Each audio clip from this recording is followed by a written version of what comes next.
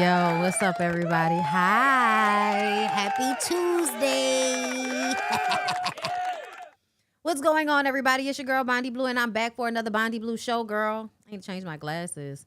These are dirty. Girl, what's going on? I done got my workout in. I'm ready, okay? I feel good, okay? Listen. She should feel good with a hit song on her ass. Listen. You gotta start always quoting some shit. Always quoting some shit. All right, we switched them out.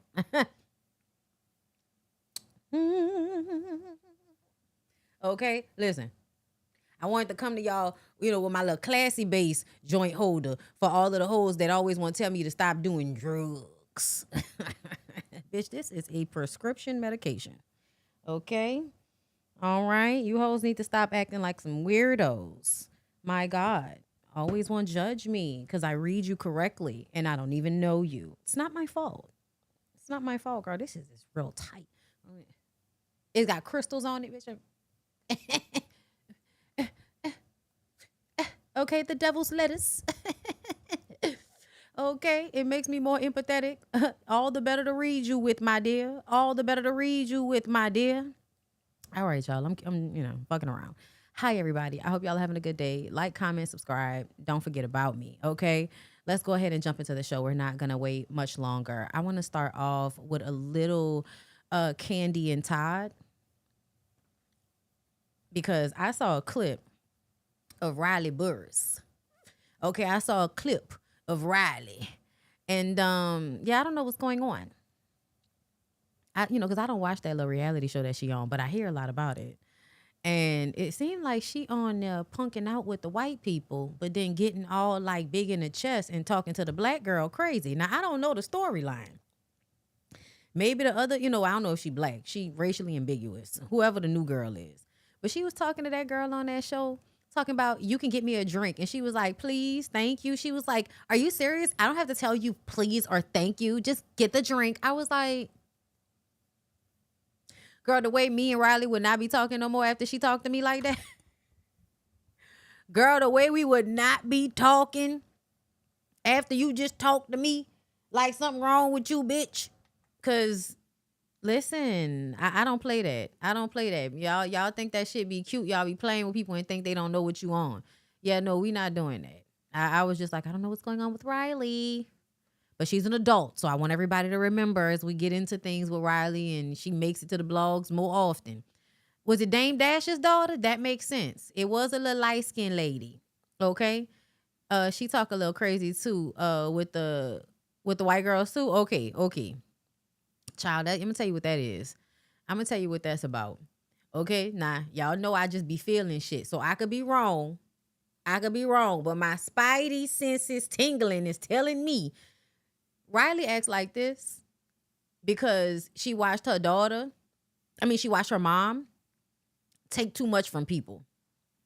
I feel like even when it comes to watching the way Juelz talks to Candy, then the way Todd did Candy, the way Candy will be there for people will use Candy. You know what I'm saying? I just feel like if I was Riley and Candy was my mama, it would probably be a lot of conversations where I'm like, Mom, like, you can just stop. These people are like assholes.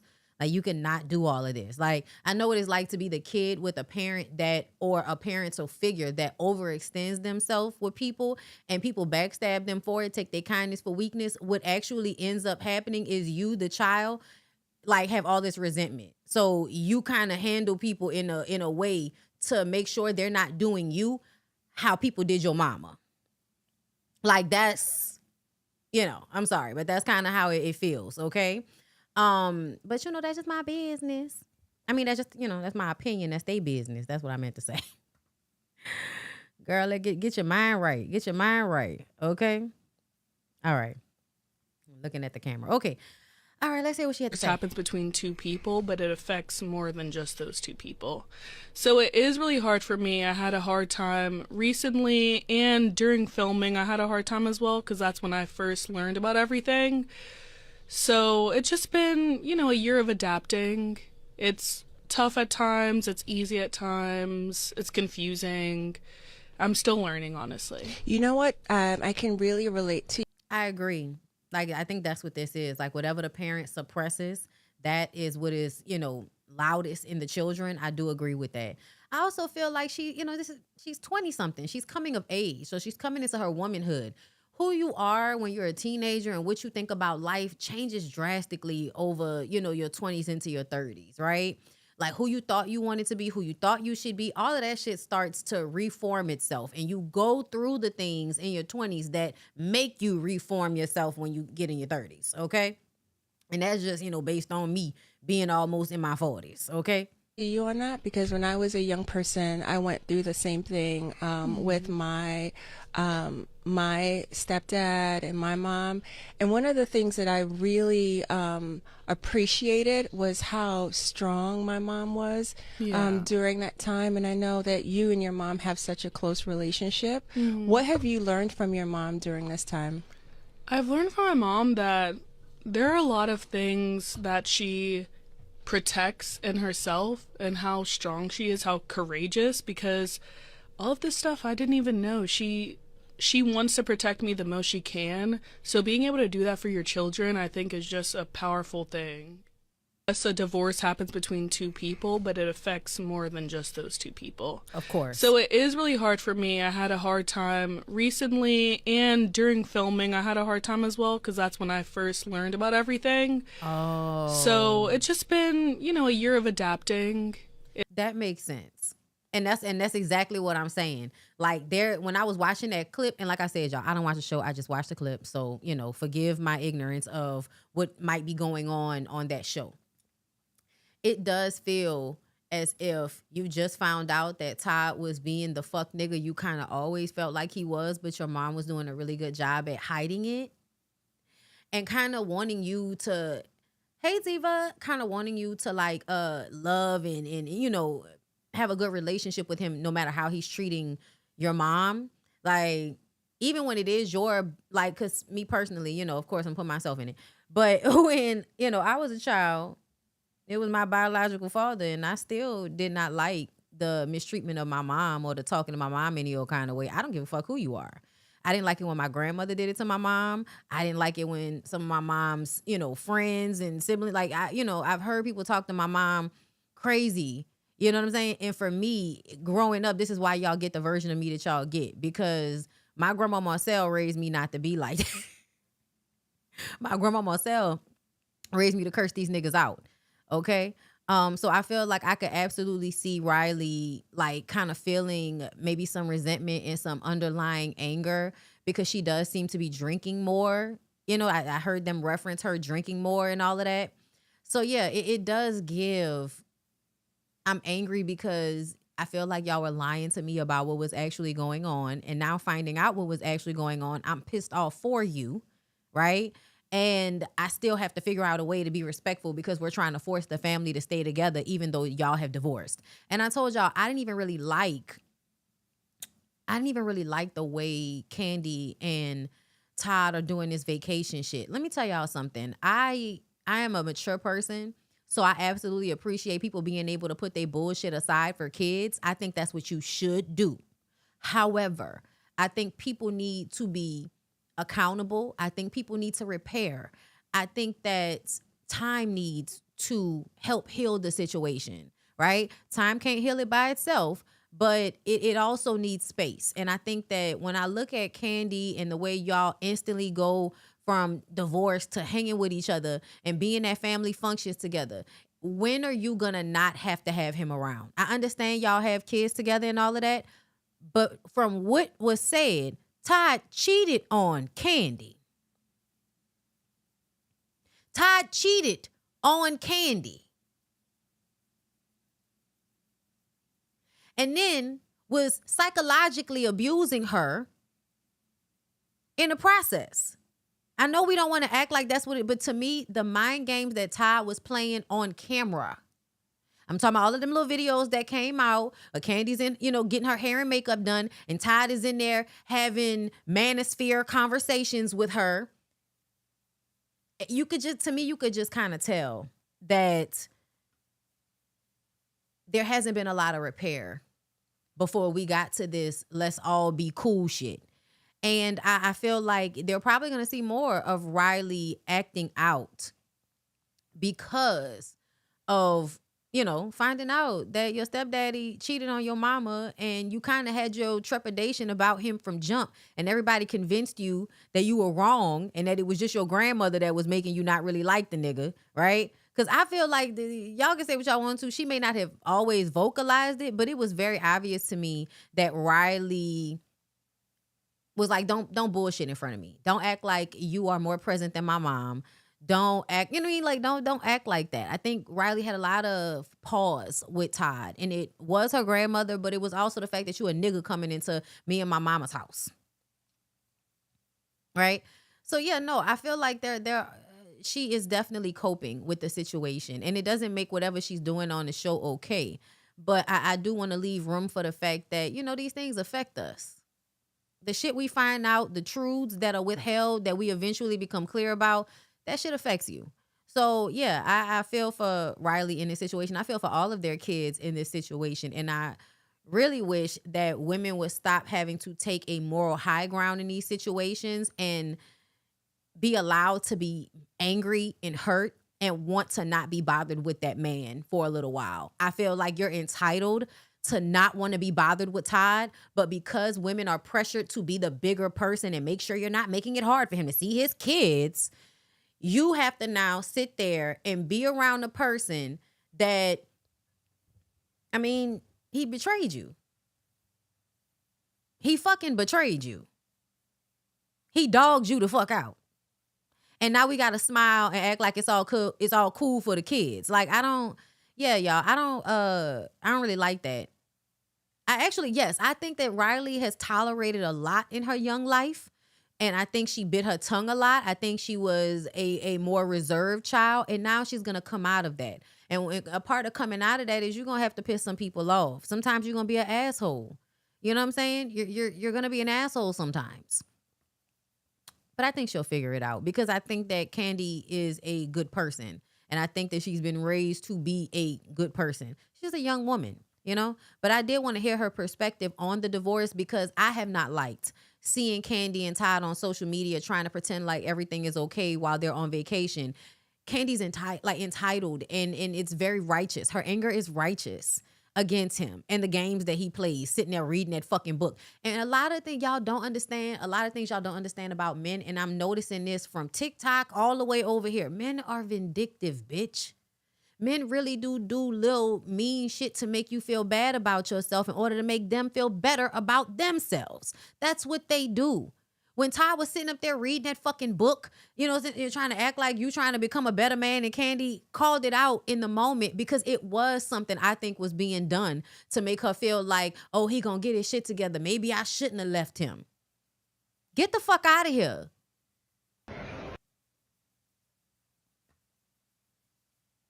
What's up, y'all? It's co-parenting daddy. Hey, man. So as soon as I drop my kids off on a Friday, I'm out. Like, I don't know if I don't like being home by myself or being without my kids, because, once they go in the house, it's quiet, and they're gonna be lonely. So, for people who, do the every other weekend thing, what are you doing that week when the kids are going? You have friends and hobbies and shit. They do what you do. They travel. Why are you getting up here to tell us how lonely you are after you cheated on your fucking wife and got a divorce? You were lonely anyway, to be honest. Niggas like this be lonely anyway because of the way they actually treat and think about women. Todd, yeah. Listen, at the end of the day, Todd is not the worst of the men. He's not. But a part of men like Todd is them being so fucking smart that they know how to be quiet when they need to be quiet, and they know how to say the fucked up thing when nobody's listening. They know how to say the fucked up thing calmly. They know how to say the fucked up thing under their breath so that other people don't perceive them as problematic as they are. I also feel like people listen to my commentary because I have been telling y'all about that Beijing and how it makes y'all look crazy. And now that Todd needs to reframe his image after cheating on Kandi, now you want to stop putting all that Beijing in your hair and in your beard and shit. It looks good, though. I'm glad you did that. It looks good. But Feel like you're only taking my advice? Nah, because y'all need to, rehab the image of a man that cheats on his fucking wife and she plays the nice guy so well that you gonna be the bad guy if you don't start to shift and change, which is why niggas reading books now. When reading the motherfucking book when y'all was married. You was online listening to manosphere shit. Now you lonely.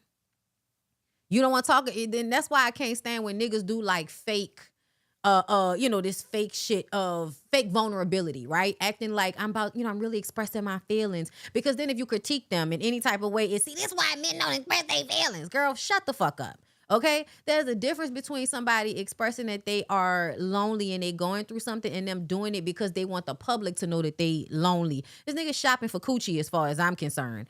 This, the salt and pepper walking through the airport, co-parents, what do y'all do? I have a whole week to myself. This is an advertisement to find pussy wherever he's going. That's what it's giving to me. Okay? It's also giving feel sorry for me, feel bad for me. That's a part of getting pussy. A part of getting pussy is making women think one or two things. It just didn't work out with the last person. He's not really that bad of a guy. He just went through something. He's trying to grow and evolve. I'm going to give him a shot. And then he's connected to Candy. So women will want to fuck him because he's the ex-husband of a housewife. And you just want to be, I used to fuck with Candy husband. Girl, yeah, I used to fuck with that nigga. It was like, girl, yeah, hoes is basic enough to enjoy conversations like that and to think good of themselves because they fucked the housewife husband. You know what I mean? Like, do you be tripping? Do you be missing them? Do you be like, thank God they're going? I just get out of town. I just like, I'm out. So let me know. Let me know. Am I tripping or no? Tripping or no? All right, late. Todd, you're so corny right now. Because here's the thing. You watch the manosphere shit. You had the conversations about value and what a woman brings to the table and what a man brings to the table. And you had all of those stupid fucking conversations, cheated on your wife, because I think you let that shit get to your head, right? And now you're lonely when it really seemed like you might be getting on a flight to go get some cutty. Yeah. This nigga's emotionally manipulative. That's why he was such a good reality show producer. I don't want to hear no more of this pity party shit. And I'm going to tell you why. Because men don't have to do this in order for a woman to feel bad for you. All a man has to do is continue to live his life and be successful, and women will create the fairy tale all on their own. You don't need to help us, okay? Because then it starts to feel like you're thirsting a little bit, okay? You're thirsting for some sympathy. You want some sympathy coochie or some shit like that. Just stop, Todd, okay? Take this advice, nigga. All right? Talk to your homeboys. Go to therapy. Read your books and all of that. But just do good at your job. Like, what are you about to start producing? Is R&B Divas going to come back? Are y'all going to produce something? You need to go and produce something. Encore was excellent. You and Carlos, okay, especially now that you and Candy not together no more. Whatever the fuck y'all need to do, I don't know. But you need to go back and do a reality show again. Give us a good reality show that we could really enjoy. Use your manipulative, your manipulative wiles. Use all your manipulative talents. And go and bring us a good reality show. You bring us a good reality show, people's like, oh, Todd produced this show. Oh, a new show is good. Todd produced this? Okay. Boom. You don't need to get up here telling us you lonely. Go be successful. The coochie will always come. Candy has helped that for you. Now you'll get more coochie than your ass would have ever got before, simply because you was on Housewives for all of them years and hoes out here, hoes is out here being hoes. Nobody raised them right. It's not their fault. All of them haven't heard me yet. Some of them have, and they ain't ready for me, so they get mad. Trying to help. But yeah, y'all, go on, Todd. Go on away from us with this, Todd, making it about you. I can't stand when a nigga is the reason why the shit broke up and then he won't come cry to us about, I'm sad. I'm sad. Oh, yeah, you're lonely, aren't you? Why don't you go, wherever you was cheating at, nigga? Got Candy rolling up at people's houses and shit. It's crazy. Anyway, let's move on. There's so much to get into. Not really. We ain't going to be here that long. But I do want to remind y'all, okay? Reset by Design Wellness is going to Mauritius, East Africa. This is going to be technically our 5th trip, our 4th retreat. We've been to Ghana, Bali, and Thailand, and it is always an amazing time. It's always what the ladies need. They need some therapy. They need to talk to somebody. They need to work through some issues, okay? Come on to the trip, girl. You could pay with a firm, okay? You could pay as you go. The link is down below in my description box, okay? If y'all would like to come along with us, we always have a good time. It's always a luxurious experience, okay? Yes, God. Now, I'm going to play this next clip, and then we're going to get into it. Now, this is funny because all of these men do skits, okay? I love Kev on Stage. This is Mojo Brooks, Kev on Stage, Lou Young, Brian McIntosh. Okay? We're going to let them talk, and then we're going to discuss. I need a black woman I need a black auntie. Therapist for black girls. That's why I went on. There's a website Yeah. called Therapy for Black Girls. That's where I found my therapist. I don't know that I want to talk to a woman. What? Why not? I mean, because there's some things about us as men that we may have done or we may have, you know what I'm saying, that we may have been involved in, and it don't got to be, nothing like I listened to this earlier, so I knew what it was going to be saying. Okay, so let me stop for a second. So can I be superficial? I'm about to be superficial, okay?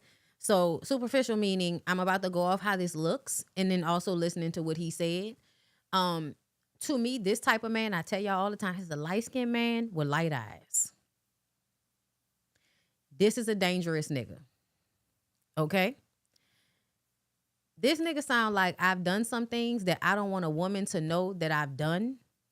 And I feel like I can only talk to a man about the fucked up things I've done, and they won't judge me in the same way. And a part of that is the problem. Your inability to face what you've done and actually see it for what it is. Because men lie to women in order to get them to do what they want them to do, right? Men lie to women all the time as a manipulation. They start to believe the lie, makes it harder for them to be real with themselves. Lying to yourself is some type of computer, some type of, computer breakup, girl. In humans, lying to yourself causes issues. You start to glitch, okay? You glitch in different ways. Emotionally, you may not feel good. Mentally, you may not be able to be very, people may not be able to understand you exactly. A lot of people that lie a lot, they talking broke up ass sentences and shit. After a while, they start to believe they lies and you be looking at them like, that's a lie that you was telling yourself all that time. Now you believe it? That's what really be happening. This man sound like somebody that just don't want to be held accountable for how fucked up he's been. You don't want women to know how fucked up you've been. That's another thing. that, but it's just Oh, she gonna start she judging. judging me. They trained. Okay. They trained. trained. They got- trained to hear some crazy stuff. Okay. In my experience. Nah. A good therapist. So do you prefer a woman or a man? I've had both. I actually prefer the woman. I had a male therapist. I just love Kev on Stage. Like, every time I see him, I'm like, look at you be a shining beacon of hope. Woman couples therapist, and my personal therapist, the one that ended up getting me the most was a woman as well. Yeah. Okay. But the men understood too. But I feel like for me, she just had a therapy style that worked with my personality. There were things as a man I feel like she didn't lock in, but most of their job is to ask questions for you to express yourself versus them trying to diagnose you. Yeah. They're not really supposed to tell you what they're supposed to ask questions to help you arrive at whatever conclusion you need to arrive. I think it's a larger conversation right now with black men feeling they can even be vulnerable with a woman. So I think what y'all brought up is even a larger. Which, that's another lie that y'all have told yourselves. Because, to be clear, I do believe that there's a level of vulnerability that men are not allowed to have, period. And they assign it to women being the, accountable party in that. But to me, that's a lie that y'all tell yourselves, because a lot of times men lie about things like that because they want to not have to be accountable for their own emotions and their own mental. They want the woman to be soothing them all the time. Okay? That's why I feel like it's such bullshit when y'all say y'all don't feel vulnerable with women, because as a woman, I know you're lying. Men, one of the first things men do is start to unload emotional shit onto women. The thing is that You don't feel like it is what it is when you do it because it's a manipulation. You actually are pretending to be vulnerable with women a lot of the times, right? In order to manipulate them. And then that eventually will catch up with you. So then it turns into, well, I can't be vulnerable with a woman at all because she gonna use it against me. It's really, bullshit. It's really bullshit. You know what I mean? Because to me, I feel like the women that they lay down with, those women are often the people that they are vulnerable with. And a lot of times they are emotionally safe with those women. But in order to be emotionally safe with those women, you no longer have an upper hand the way you want to have an upper hand. You don't want to be emotionally safe with women because then it will put you on a level playing field and all of y'all are so used to you're above a woman. So whenever a man says he can't be vulnerable with a woman, I just think that's bullshit. I think it's bullshit. They also can't be vulnerable with each other either because there's a lack of emotional connection. And we know that's true. Even some of the most problematic niggas will joke about how, them and their homeboys like Corey and them. I love Corey and them's comedy because it really speaks to how niggas really are problematic and they need to grow out of that. And even in their New Orleans nigga way, they're trying to grow out of that. It'd be so funny watching them do skits where they go, all of the homeboys are doing shit that women usually do in order for them to have some camaraderie because their friendships a lot of the times are surface level. And when they get real about emotions, a nigga starts telling you a pussy and what you about to cry and making fun of you and shit like y'all not grown as fuck, right? So to me, I feel like this is kind of bullshit. Like women are always characterized as a safe space for men. Men just only use that safe space as a manipulation tool. Really, you sharing with somebody requires you to be vulnerable and you're scared to be vulnerable. Larger discussion. Yeah. I need a black woman there. I need a black auntie. Therapist for black girls. That's why I went on. need. There's a website called Therapy for Black Girls. That's where I found my therapist. That is hilarious. That's hilarious that Kevin went on a site that was for black girls to find a therapist, for him to find a therapist. This nigga's hilarious. I love it. I like Kevin. I like these conversations. These conversations are important to have. Also, I feel like therapists are not supposed to judge you. Your therapists are not supposed to judge you, but a lot of times what I've noticed about men, they know what they've done is fucked up, and it's like they feel this physical pain of actually having to face that fact.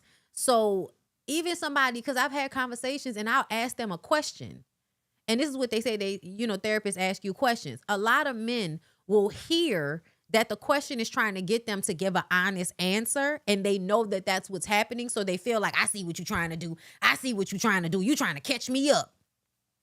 I've had that happen a lot of times, like with men, where you're trying to get them to understand what they're actually saying. So you ask questions. You can't even ask questions anymore because they feel like you're trying to trip them up.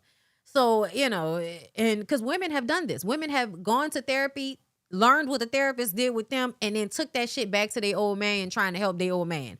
Women do that all the time. They take whatever they've learned and they try to help the men, and the men are always going to have, not always, but a lot of the times will have a very defensive thing because what they're being taught is don't listen to women. Don't listen to girls.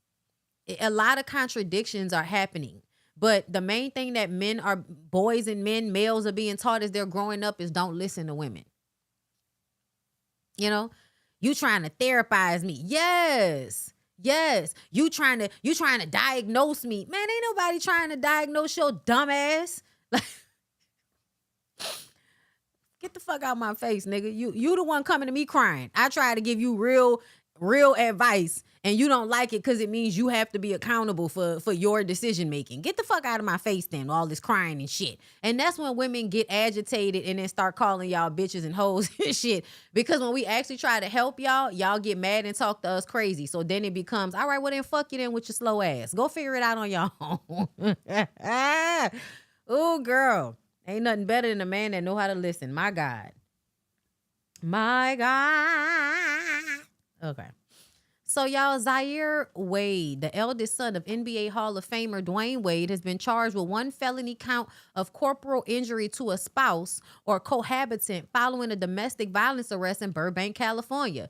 Police initially arrested Wade on allegations of felony domestic violence, criminal threats, and false imprisonment after responding to reports of a disturbance at the residence. Prosecutors have since filed a felony charge, and his arraignment is scheduled for July 16th. Neither Zaire Wade nor Dwayne Wade have publicly commented on the case. I think it's so funny. Y'all spent most of these children childhood demonizing the other one for being trans. Meanwhile, we should have been focusing on this nigga, okay? And his mental. He another one. Look at his eyes.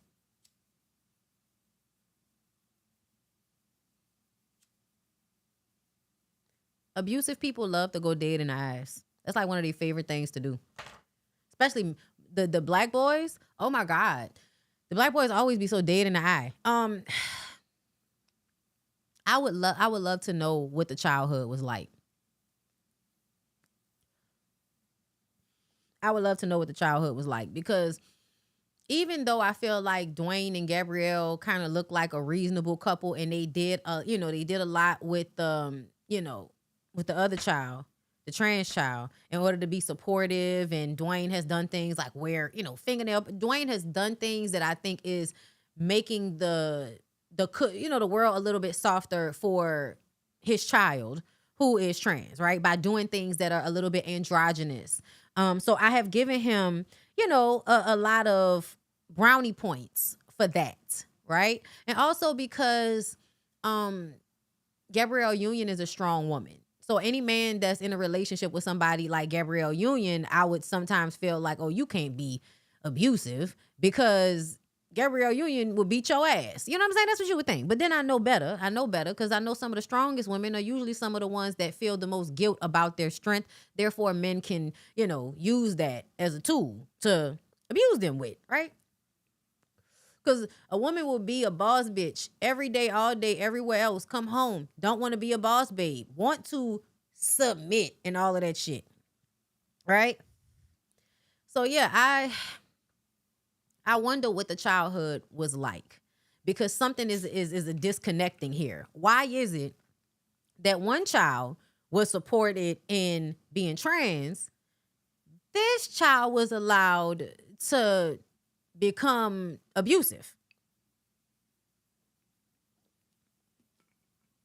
You know what I'm saying?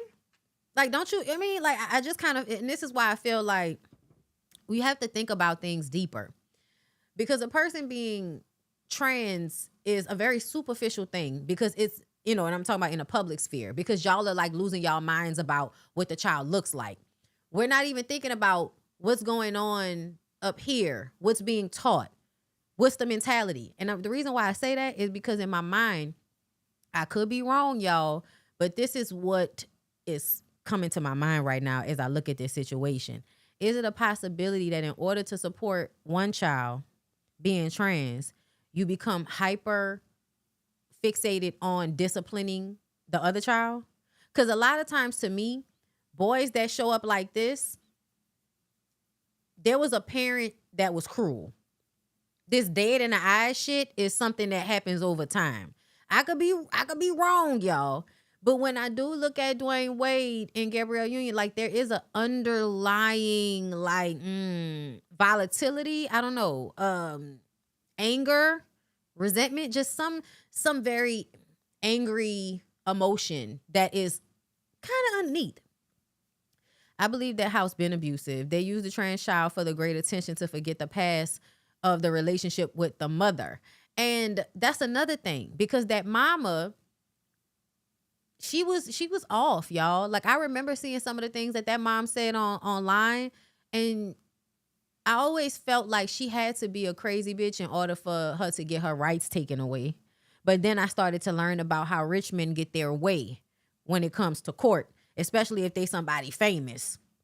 So, because I remember when he was like one of the first niggas to get full custody of their child, so they didn't have to pay child support. Dwayne Wade was the beginning of you niggas having an idea that I don't want to pay this $250 $500 in child support. So I'm going to drop my child off by my mom when I have her for about 4 or 5 days out the week that I'm supposed to have the child, just so I don't have to give my ex child support. And now y'all have started to do that as just a way of being. Now everybody's doing 50-50 custody, sending a child over here one week and over there the next week because y'all don't want to pay child support to these women. Not because y'all actually want to be active parents, but because you don't want to pay child support with your broke ass. Okay? I'm sorry. I was talking to the regular niggas with that one. But even with Dwayne, I felt like that was something that Dwayne Wade would have, that's a part of it. Even though they have money, a lot of egotistical men are stingy. And to them, you're only entitled to money, and you're not even entitled to it, but I only give you money when you're giving me access to you. When you take access away, when I don't like you anymore, I don't care about taking care of you or making sure you're okay. I don't care about that at all. Which to me shows you don't really love somebody. But that's just me. Gabrielle was in an abusive relationship before, I believe. Yes. I think she was. And I remember her being, her assault at I forgot where she worked. But she was a Baskin Robbins shop. I can't remember. She worked at some place and was assaulted as a teen. I remember that. Exactly. They drove her crazy when he took those kids. He did take the kids and she did act crazy. I don't know if that drove her crazy, but I often feel like women are who they are and then men make their mental weaker over time. Men who are, fucked up and abusive. They will get with a woman and she'll be a little off, but not that off. But after a bunch of cheating and gaslighting and playing with a bitch reality, she is no longer sound mentally. So yeah, pay less. Thank you. It was pay less. Because I remember when I was reading her book, envisioning it because of all of the pay less I have been in as a child. But yeah, y'all, this type of domestic violence situation, I would really wonder what was going on in the household in order for this to be what's going on with one of them kids. You know what I'm saying? A mess. Anyway, y'all, he goes to court in 2 days, so we'll see what happens with that. But I mean, it's not hard to believe. Speaking of basketball playing niggas, people gonna act like this was taken out of context. But I want y'all to remember that LeBron James was a huge Drake fan at one point. LeBron James, in the middle of the Megan Thee Stallion, Tory Lanez situation, posted himself online dancing to Tory Lanez. That's his guy. Yes, LeBron James is a basketball player, and he's a huge basketball player. But from a woman's point of view, this is a man that is kind of corny and a lame. And he would not get the attention that he gets if he wasn't so good at the sport. He would not have swag all on his own, even being tall and black, y'all. I'm sorry. He's not one of them, okay? There are some men that have swag, y'all, all on their own. And there are other ones that do things so that they can offset for the lack of swag that they have. And when they don't have swag, a lot of them want to be near and around people that they think have swag. They like to be friends and they like to be validated by other lame ass niggas. And when one grown man who is extremely successful wants the validation of another weird ass successful nigga, I can only assume that y'all are two lames that have found each other. Y'all are two corny niggas that have found each other. Okay, it's not just the two of them. It's a bunch of them. No, they broke up. But they broke up because niggas are not good people. That's the whole point. The whole reason why I don't fuck with LeBron is because LeBron likes terrible people. Like he goes up for violent, terrible people. So in my mind, as a normal, critical thinking human being, there's no way that mentality doesn't show through in this relationship with Savannah. Savannah would have to be, and this is the reason why she gets the love and respect she does get, just like Jada before y'all found out that Jada left Will and before she cut all her hair off and August Alsina. Before that, y'all viewed Jada the same way. The women look slightly sad, maybe a little weakened, just not as robust as they once were. A slight muted version of themselves after a while of being married to these very powerful men. And this is when other men love them. Other men love these men and their wives and use them as examples of great relationships when those women look weakened in some way. And Savannah in this moment looks like that. So, yes, drained. Yes, that's the perfect word. That is the perfect word. Thank you, very happy Mondays, girl. Let's listen. Yeah, I wonder, like, if you're interviewing your husband, does he say something that you're like, absolutely, like, go run it back? Yeah, I was like, what did he say? What did he say on the pod that surprised you? I mean, it's a clip now that's going viral about him saying where he is now at 40, he couldn't have a significant other that when he came home was on the couch. I think personally, me today, if I was not in a relationship today, I could not have a stay-at-home woman. It's not like for me, who I am at 40 and what I got going on, just coming home and just seeing somebody just sitting on the couch every day, just sitting there, just chilling. Like that wouldn't float for me. Look at how her head is turned. You know why? Because in my mind, that was a subliminal. That was for her. That's what it felt like to me. What he said was for you. He didn't came home too many times and you didn't been laying on the sofa. Or just in general, a man who sought to be successful using said success as something to hold over his wife's head, right?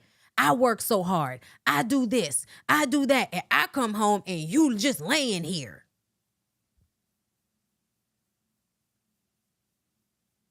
When the truth of the matter is, if you look at other cultures, the sign sometimes of a good man is how well rested his wife is.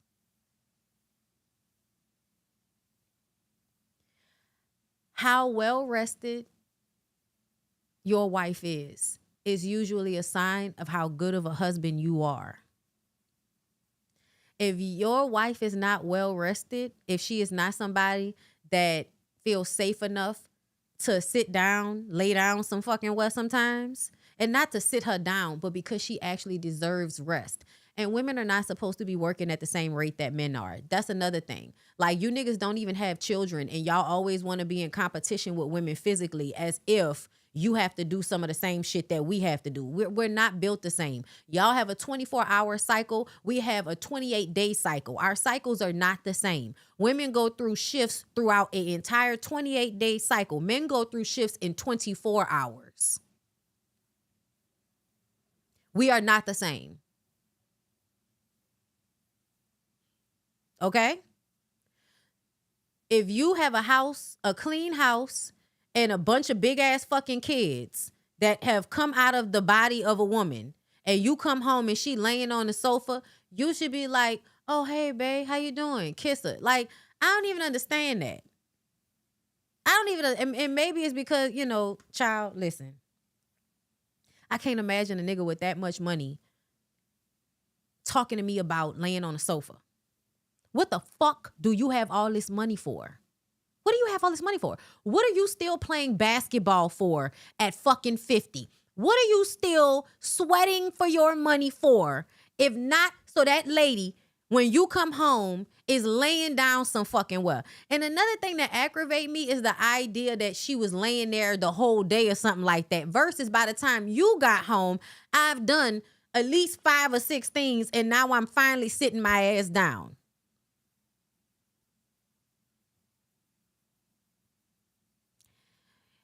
I don't like that. Like, why would you even say something like it? It definitely was a dig. It's definitely giving that lady fucking tired. You done came home and want something to complain about so you can go back outside and cheat or whatever the fuck. Because that's what y'all do a lot of the times. A lot of times y'all create all of these issues with a woman so that you can go and cheat and feel like you have a right to do it because she's doing something wrong. And then that's really what it is a lot of the time. I'm going to just go ahead and say it. You looking for a reason to have a problem with her so it makes it okay for you to go out and cheat on her. And I'm like, yeah, I think that was also news to me. News to me. Yeah. But also on the couch is not, they clipped it up. That's the thing about like, they clipped it up. He was talking about evolving and where you are in life. Ma'am, I don't know who you are, but you're doing the thing that the women do, right? Give him the benefit of the doubt. That's not how he meant it. They didn't clip up that clip enough for us to be fucking confused about what he said. That was a straight edit. Mm-hmm. But like, what does that even mean? If someone's a mom, no one is sitting on the couch. Mm-hmm. But also then that's the thing with internet. That's how they took it, like, not working. Oh, they took like, it as, not working, not doing anything. Yeah. What do you mean that's how they took it? How else were they supposed to take it? How else? You're calling the woman lazy. How else are you supposed to take it? That's what it is. At this point in life, working as much as I do, getting up at 4 or 5 a.m., working out, going to gym, getting ready, da-da-da-da-da, you don't even have to be doing that at this point. That's the fucked up part. You don't even have to do that. You're choosing to do it. And then you're holding the woman to this same impossible standard that you're setting for yourself that you don't even have to set for yourself. And that's why women have to be very careful with men, because emotionally they can do this type of shit to you, make you feel guilted about how much they're working to try to get you to do all of this other extra shit. Yeah, she sounded like she defending him a little bit. Her hair cute though. I'm gonna let her talk. But the internet is so crazy. Like the opinions, and I'm again, don't pay a lot of things any mind. So like, she was like, did you see the clip? And I looked at it, I was like, and then the comments are crazy. Yeah. And it's so interesting. Do y'all hear how she doesn't want to make it about LeBron? We've acknowledged more than once that Savannah clocked this as an issue. This is not the internet that made this an issue. Savannah sat there with her head cocked to the side because, nigga, what the fuck is you talking about? Let's act like we real people for a second and know that if a man is with one type of woman, why would you even be speaking on another type of woman? Why, if your woman is always working, why the fuck would you ever be sitting up there talking about, yeah, I couldn't deal with no woman that's just laying on the sofa? That's not a problem you have. So why are you even thinking about that? Because that's something you've said before. That's why. Interesting. Like, we just sitting around ain't doing shit. Like, are you out of your fucking mind? Like, that's the thing. Like, she made it about the internet. The internet said that. No, that's what he was insinuating. Because somebody may be more reserved is perceived as you're not doing anything, which is crazy to me. Because the people that are showing everything, a lot of times, are not doing anything. What did he mean? Because I didn't see the whole clip. Did he mean like lazy? Somebody was lazy or somebody? Basically, I mean, he's up super early. Like, his work ethic is next level. I can't even imagine. Unmatched. Yeah. So now we have to give him a compliment. Yeah. Sir. But again, it has to be inspiring to watch, right? Even somebody work with him. No, it's not inspiring. It's not inspiring, y'all. Y'all, LeBron is playing ball far past the age a nigga supposed to be playing. He was supposed to retire. You didn't play with your son. You didn't did the thing. They said that nigga go and play for another team. Do you know how mad I would be if I was Savannah? Nigga, you're almost 50. We are millionaires. This shit is tiring. When are you gonna stop? And that's because they don't feel important if they're not a basketball player. LeBron James makes me feel like all of his confidence is built off of external things or images he's created in his head, not as much as how he really truly feels about LeBron as a person. Like LeBron without basketball, LeBron without being a family man, LeBron as a person probably doesn't feel that great about himself because he's probably done some really fucked up shit behind the scenes, behind Savannah's back. Like, based on who your friends are, you've probably done some really grimy shit that makes you feel like you're a terrible person. Okay? And so you know that if you didn't have basketball, you probably would feel like nothing. You probably would feel like the lame, corny nigga that you actually are outside of the sport. And so that's why you don't want to stop playing.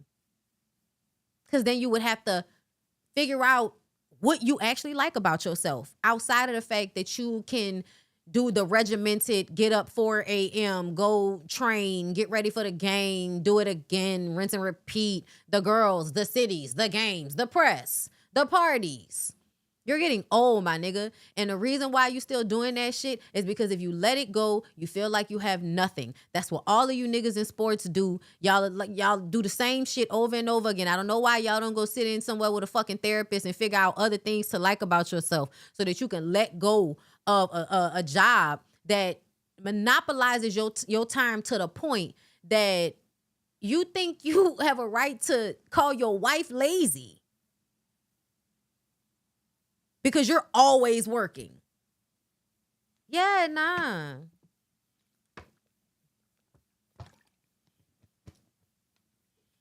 Thank you. Working hard is not admirable anymore, y'all. Like it used to be. Working hard is not admirable anymore. Now you need to ask yourself what you're working hard for. And what type of hard working are you doing? And is it even fucking worth it? Tom Brady holding on dear. Listen, it's a lot of them. They feel like they're no one without the sport. And when you make all of your self-esteem based on that type of shit, and it's not even just them. Yo, how many... My people in the comments, talk to me. Talk to me. Because it's a bunch of women in the comments and some gay dudes, okay? I don't know if there any straight niggas in here, but the conversations I have had with some of the homeboys that played ball, whether it was basketball or football, them having that dream and not attaining it and not figuring out a new dream has been one of the most detrimental things that you could have done to a boy.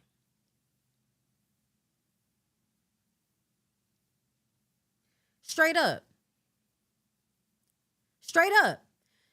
I was just watching, shout out to Erica. I was just watching your video before I came up here, girl. And you were talking about the football and what it does. You know, basketball is not as much of a contact sport. But like, you know, rugby and hockey and football, y'all be beating the fuck out of each other. You know what I'm saying? And now niggas got CTE and all of that. And you see football as a way to get money. You see sports as a way to get out of poverty and all of that. Which is why we're trying to get people as a whole out of poverty so they can stop feeling like they need to do these extenuous things in order to have the life that they want for themselves. That's not right. Like, it's not right for little black boys to only be able to have a few dreams in their life, and one of them is gonna possibly kill them before they even make it to 40. It's gonna turn their brains to mush, and then it's gonna make them a monster to everybody that's around them, because the level of aggression and you know, fight that they have to have in order to do that job like that, it's all consuming. It's all consuming. And nobody should have a job or a career that is all consuming in a way that it is detrimental to every other part of your life but your pockets. The Al Bundy effect. Yes. And then they sit there and watch other niggas play football and talk shit about them, living vicariously through them instead of finding a new fucking dream. Find a new dream, nigga. There's so many of them out there. Find you another one. That has been one of the biggest issues I've seen in a lot of the boys or the men that I grew up around. They really had dreams for sports or dreams to do things, and those dreams didn't happen, and they just have kind of given up on being anything. They might talk a lot. Niggas always talking about what they won't do. Why haven't you started the businesses? Why do y'all always have to do the same thing? We was just talking about this. The way people feel like they have to do the extreme of something. You can't just be a business person or an entrepreneur. You have to be a mogul. You have to franchise. You can't just own your business, right? Focus on your business. Do well in that. Provide your community with something that they need. That doesn't go back to that conversation about these niggas, you know, telling people to, you know, oh, you know, y'all being hypocrites. Boycott Amazon, boycott Target, Walmart. And this is the thing that pissed me off, because our local grocery stores, we know, are owned by usually white families who have money. How do you think white families in the South have money? Even to this day, ask yourself where you think white people in the South, that's a family with money, that's had money for generations, where do you think they got their wealth from? I'm not saying I know it for a fact, but I feel like a lot of them are probably racist. When we talked about the grocery store out here that employs so many black people, but it's owned by a white family, and one of them was at the January 6th situation. It's the best, one of the best grocery stores that we have. And then y'all talk about, oh, well, you know, they got places where, you know, people do, where you can just go buy fruit from farmers markets. Yes, there are farmers markets. Farmers markets are not as accessible as grocery stores. People forget about the stressors of working a 9-to-5, 5 days a week, having kids, and then also asking people to take the extra drive when gas is high as monkey pussy to go somewhere where they can buy expensive ass farmers market, groceries, instead of going to the grocery store that's near their house, which will at least save them money on the fucking gas. Y'all are not being honest. Y'all are not being honest when y'all talk about the boycotting situation and all of that. That's why Jay-Z is full of shit, because you actually have the money and the wherewithal to help create some infrastructure. Being a billionaire means you should be able to have businesses that help the black community do better, have more of a foothold, so that they're not beholden to all of these corporations that do them wrong, that up the prices, that monopolize, that don't want to pay their employees, that don't want to pay them health care, that lobby against them being paid better.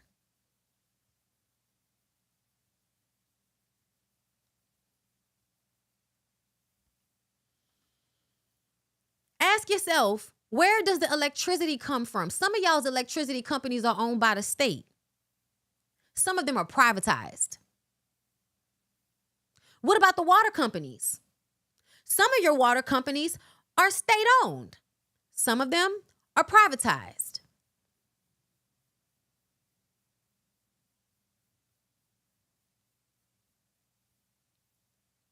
If we could boycott it all at once, I promise you a lot of us would.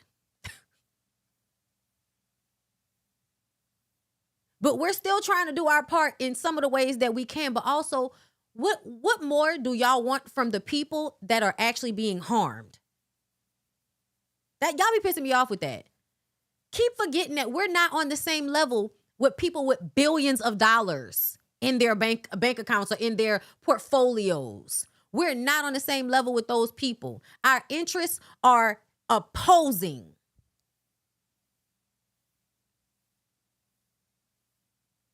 If niggas, and then the thing that make me mad is that when we criticize these people, y'all get mad at us.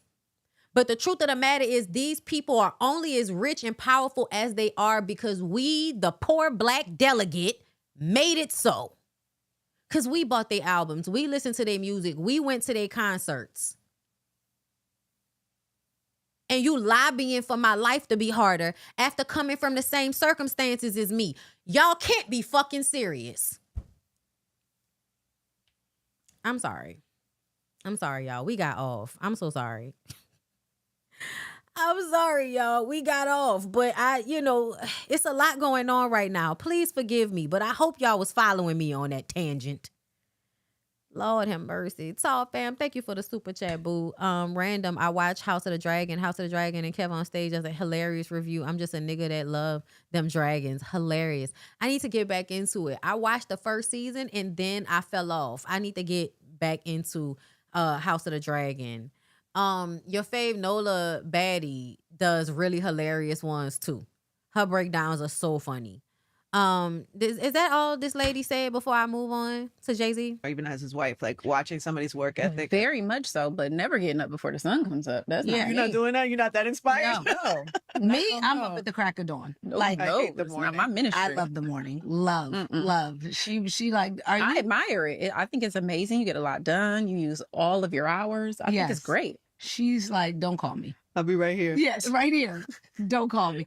But also doesn't feel bad about that. Like she lives in her truth and you can live in your truth. You know what I mean? But I think with this social media, it makes it everything perceived in a certain type of way. And allows you to perceive it how you want to. Which like is to be able to false. make your own notion about it. Yeah. And I think it's a lot of misconceptions about stay-at-home moms. Yeah, I wonder like if you're interviewing your husband. Yeah. I feel like LeBron James is an asshole, and I feel like him being an asshole in public, you know, it doesn't. People always feel like, oh, he's just like that in public. He's not like that in private. Girl, yeah, he is. Girl, yeah, he is. Yeah, he is. I am on the Vampire Lestat. I am on that, y'all. I am so enjoying this season. It made me. I mean, I've watched every season. I've enjoyed every season. But I particularly loved Queen of the Damned. Like, it's one of my favorite. I've actually reviewed it for my Now That We're Grown Halloween series. So if y'all haven't seen that, y'all should go check my page, check my playlist. You know what I'm saying? Type in BondyBlue and Queen of the Damned, and it'll come back up. Just, you know, in case you're bored, girl. But yeah, no, I actually now I want to read the books, especially because I heard that the witch that was in this last episode that helped them talk to Claudia, she has her own book in the Anne Rice series called Merrick. And I'm like, okay, I need to go get into that. I need to go get into whatever the fuck that is. Okay. And so I need to go and read, get back into reading the books. But they introduce Akasha on episode 5. And she gives this, I mean, oh my God, y'all.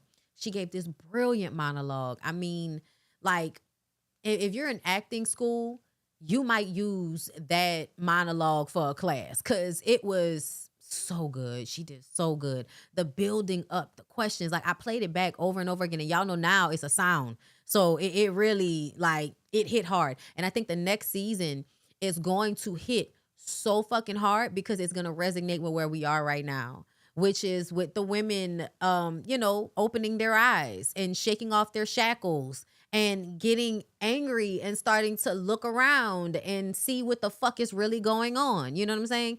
Like, Eve needs to eat the apple, bitch. She needs the knowledge. She needs to know what's going on because she's being subjugated and she doesn't fucking know. As a whole, the women are waking up. And when the women wake up, then this upside down bullshitty world that we're living in is coming to an end. And these niggas are scared. Okay, everybody's scared, really. But I think that is what is happening, like, in the world right now. Like, that's why all of these things are happening the way they are, because men are really upset that they are not entitled to the same abuses that they once were. Women now have more autonomy, and so they're able to, you know, have more power and say what they want and demand it and have the lives that they want and, you know, have the men that they want, the women that they want, whatever the fuck they want. Like, women can do whatever the fuck they want to do the way men have been doing for as long as we've known history to be, right? And they're really upset about that, girl. And so the Akasha story is really going to play into that. And I'm interested to see how that's going to go. That's going to be fascinating to watch. Yeah, read the books. The show is loosely based. Yes. Starbucks had a maggot infestation? And Chick-fil-A didn't one of the owners essay a child on a Sunday? Now I see why they're closed on Sunday. They're also very anti-LGBTQ. And I'm going to be real with y'all. I stopped going to Chick-fil-A for years.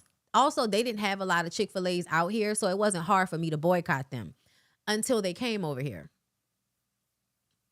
Now there are like 2 within a 5-mile radius of me. I don't eat there often. I don't, but I'm not going to lie. There are days when I want chicken nuggets and fries. I just want chicken nuggets and fries. And so sometimes I get the chicken nuggets and fries. If I have to quickly get something to eat, y'all, I'm not going to front. And I don't feel proud about it or anything. You know what I'm saying? That's why I said boycotting is a personal decision, because there have been times where I have refrained. And then there have been other times when it's like, bro, there ain't nothing else around here. We need to use the bathroom. We need to, you know, get something to eat. You know what I mean? So I get it. I understand, y'all. I understand when people don't fool with certain places and people want to boycott. I respect it. And I also understand what it's like personally to be somewhere like Louisiana, in certain parts of Louisiana where all they have are these corporate places, y'all. That's what I was talking about. That's why I'm like, why don't y'all understand that Jay-Z can't talk that shit to everybody? Because a lot of us know the system that he is at the height of, right? The system that Jay-Z as a billionaire is at the height of incentivizes corporations to monopolize in certain areas. Fast food monopolizes. I don't know why y'all haven't peeped along every highway are all of the fast food chains, especially in the South. That's why everybody's obese and big. I told y'all, the towns and cities and shit are not walkable. Things are not in walkable reach to them. So everybody's either driving or at their houses. They're not walking a lot. Do y'all know how many places out here don't even have fucking sidewalks? They just have interstates and streets. They don't have sidewalks. A lot of people, you know what I mean? It's just so much. Like, to me, there's so much systemic shit at play here that you can't just ask the regular people that are being taken advantage of to be accountable in the same way as the people that's taking advantage of them. That's crazy to me. Yo, that's why I want to move, so I can go and shop ethically. If you're trying to shop ethically, it is so hard to do. And sometimes you give up because of that fact. What did I just tell y'all? I can't, like, the local grocery stores had me boycotting them at some point. And then what do I have besides the local grocery store? Well, one of the owners was for January 6th. What else do I have, y'all? We have Walmart. We have Target. We have Sam's. And we have Aldi now. All of those are on the list. All of those corporations are on the list who have donors or, you know, people that lobby or are MAGA. You know what I'm saying? Like, all of them. So it's just like, I understand that in certain places, y'all have options, so y'all can have this attitude. But in a lot of places in the South, you don't really have the options. So, you know. That's why it's like, bro, please miss me with not understanding that the critique of Jay-Z is valid. And it's because Jay-Z has put himself in these situations, y'all. Jay-Z has decided that he is going to be a voice of black people. When it came to the NFL, he told us, oh, we not taking a knee no more. Anytime he wants to use the black community, he can use us. He leverages his relationship with us to get the opportunities that he gets. The only reason you would get a fucking Target deal is because Target felt like enough of your fans would buy that shit. Everything is predicated on the people. Please don't misunderstand. I've told y'all many a time, I like Jay-Z. I'm a fan of Jay-Z's music. I'm not a fan enough to change or alter my commentary because of it. The truth of the matter is, when I look at these two people, one of the things that I like about them is how they, in some ways, remind me of myself and the people around me that I know. And then I have to remember that they're billionaires and that they're not like me. We might have some similarities, but you're not like me. Does that automatically make them bad people? I don't know. I kind of feel like being a billionaire feels like you had to fuck over somebody severely somewhere in order for us to get to this place. I don't know. But the performance of what they do has always been strategic, and that has always been a critique I've had of Beyonce. I've always had the critique of Beyonce since the fucking 90s that she was constructed and intentional in a way that was kind of scary to me. And what I mean by that is when Beyonce came into the music, Beyonce was very 1-2 step, 1-2 step. You know what I'm saying? Like you could see her trying. At some point, this elevates and her sheer effort and talent just really takes over at some point, right? Along with the voodoo hoodoo, Larry. You know what I'm saying? You know what I mean? There's a lot of magic going on. You know what I mean?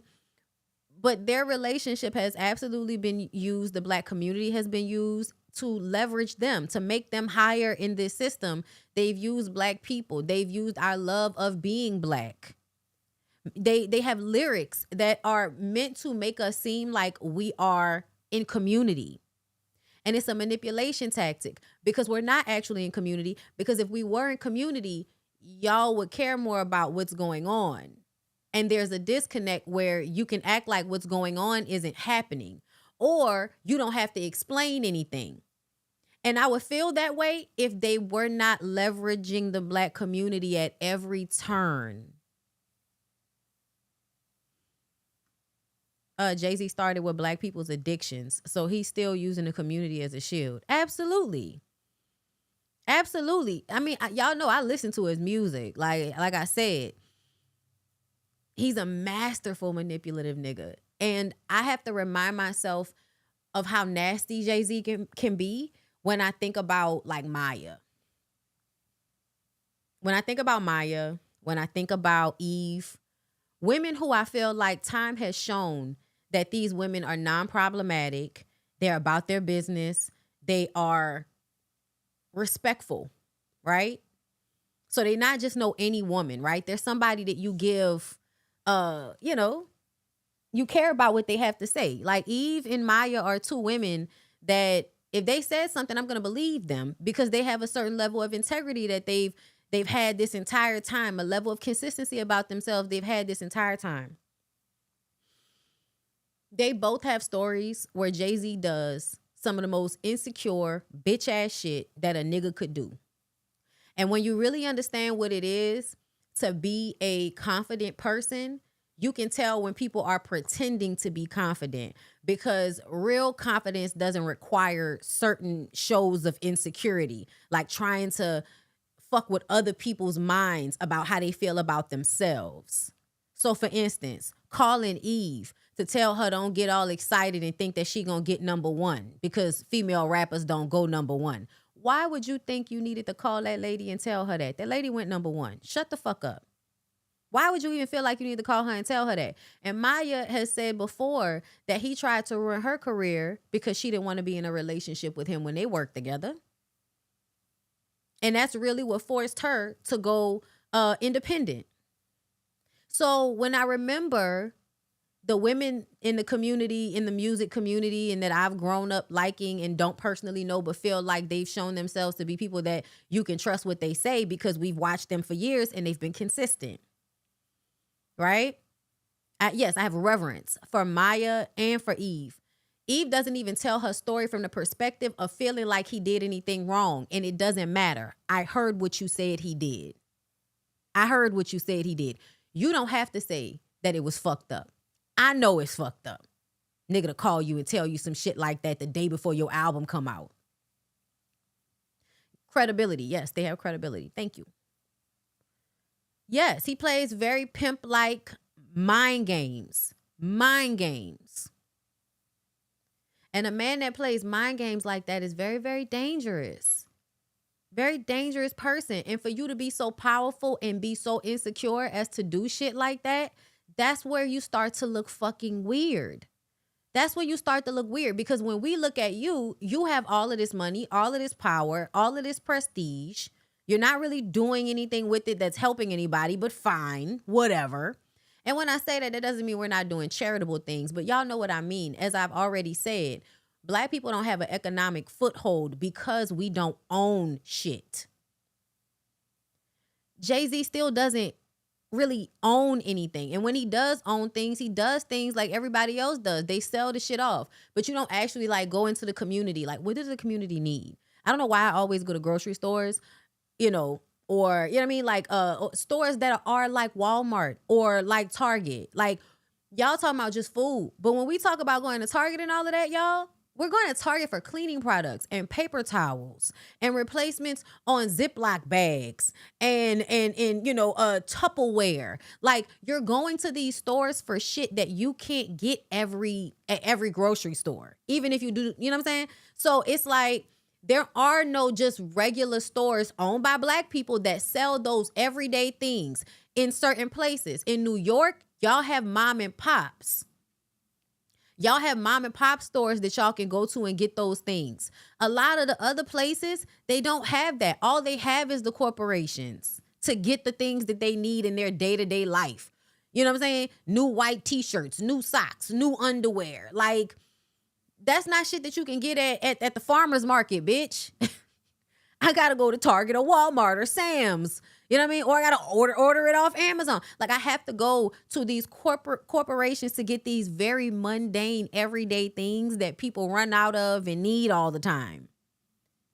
So I don't like what he said because it's not real. Like, what he said was bullshit. What he said was some insecure, I'm mad that they're not believing me bullshit. So I'm gonna have a little temper tantrum on the mic about some people critiquing me about being an unethical billionaire. Like, the fuck?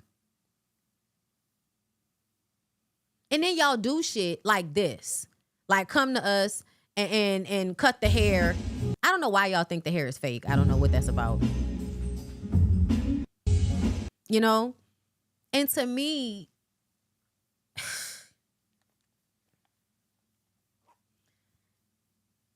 for Beyonce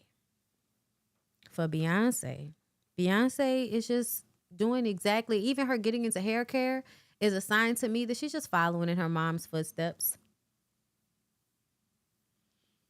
She might be like her mom and wait until, her kids are grown and then she'll divorce them. That's what a lot of women do. They wait till their kids are grown and then they finally realize the nigga's not going to change. And then they'll leave him. But then if he's old enough, he might die first. That's always best, right? That's always best. You marry these niggas, you deal with all of their bullshit, and they marry you when they're older than you, right? Because there's a huge, like, what do they have? Like a 12-year age difference, I believe. So they have the age difference there so that the men can die. And then you can collect on the insurance and then go be free and live your best life. And usually those women never remarry. You know what I'm saying? But Jay-Z is a billionaire. He's not the regular upper middle class like your dad was and like your mom was. He might actually live much longer simply because he's rich, and rich people be able to go, I don't know, get the fountain of youth from somewhere. But yeah, like, why did y'all have to go all the way in the fucking rafters? That's another thing. This man is about to perform on the stage. Y'all go sit in a rafter of the seats. Y'all don't even sit close to the ground. Y'all go sit all the way up here to do this very mundane thing because it's supposed to give the illusion that you are just like us, that you're a regular person. And that's what I'm saying. This is absolutely PR manipulation for them to appear to be regular people while being the rich, being the billionaires that are trying to keep you from, getting any real balance of justice in this society because it's going to take money out of their pockets in some way. That's what it feels like. And also what I think about a lot, Jay hair was fake. Y'all, why would y'all believe that this man's hair was fake? Y'all do know that men have hair sometimes, right? It's definitely a commercial for her hair care, which is actually doing very well. This might be the most successful business that she's had. And it's because it's organic. Not the product, y'all, but it comes from her childhood. Her mama did hair.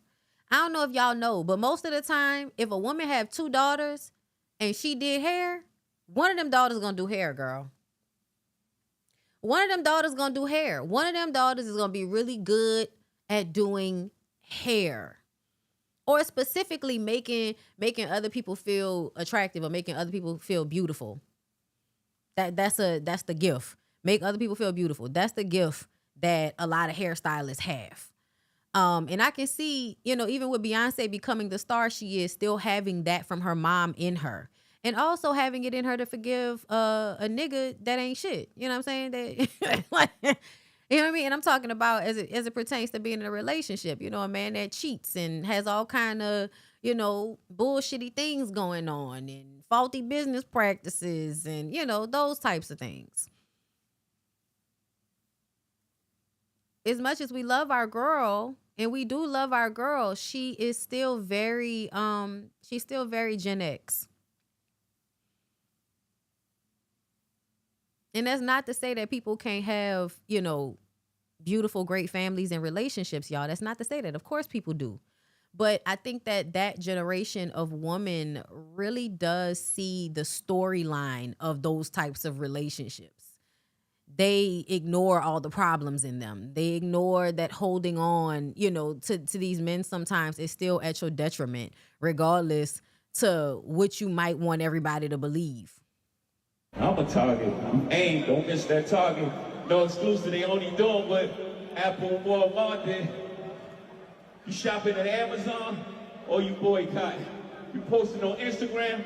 That's meta, boy. Stop it.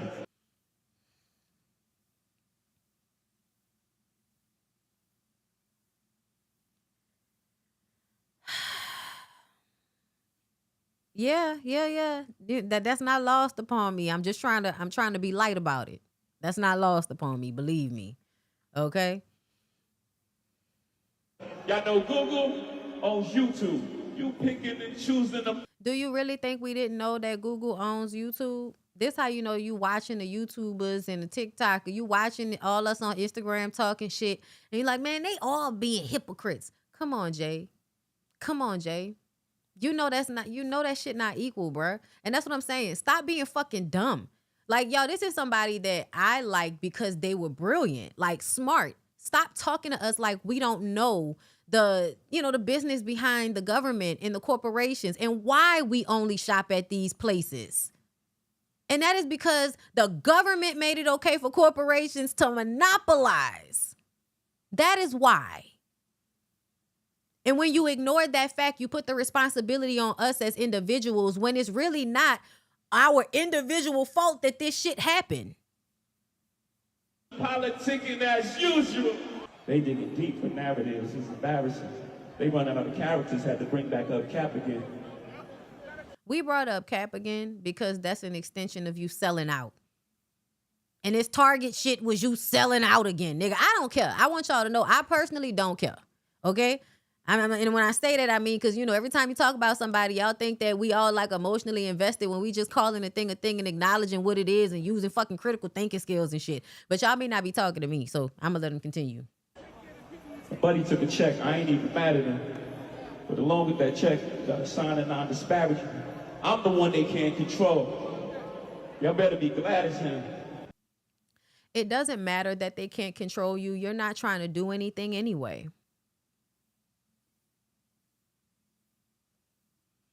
They don't have to worry about controlling you because you don't want to do anything anyway. If y'all niggas really wanted to do some shit, y'all would have did some shit. Nah, what y'all went did? Partnered with white people for liquor. $500 million back in the community. That's just good math for him. I don't listen to Twitter activists. They type and I laugh at them. There's really no comparison. Y'all check my stats again. You're right. It's not a comparison, billionaire ass nigga. People are allowed to criticize y'all. And it doesn't mean that they're always being hypocritical. Stop ignoring the power that you hold as we watch you from a fucking BAM, a big ass monitor. Multiple big ass monitors. Laws get passed because you could like it or not. We don't do no ass kissing. Ex-drug dealer, you might not like the packaging, but my presence is the president. My gift is rapid. Oh shit!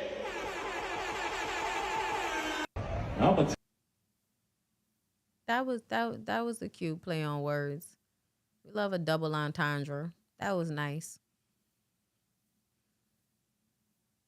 But that was also a Kanye line, so there's that. Anyway, I mean, if the manipulation is working on you, like, great, girl. It is what it is. You know, I'm not gonna say you dumb or anything, because I don't. I think, you know, you gotta be smart. You gotta be really knowing what the fuck be going on, and knowing what's going on is exhausting. So I won't be mad at y'all for not knowing how much these people are like actively lobbying for you to struggle, but they are. Even the Jay-Z's, y'all, they're robbing you by not paying appropriate amounts of taxes. Like, they're robbing you just straight off that.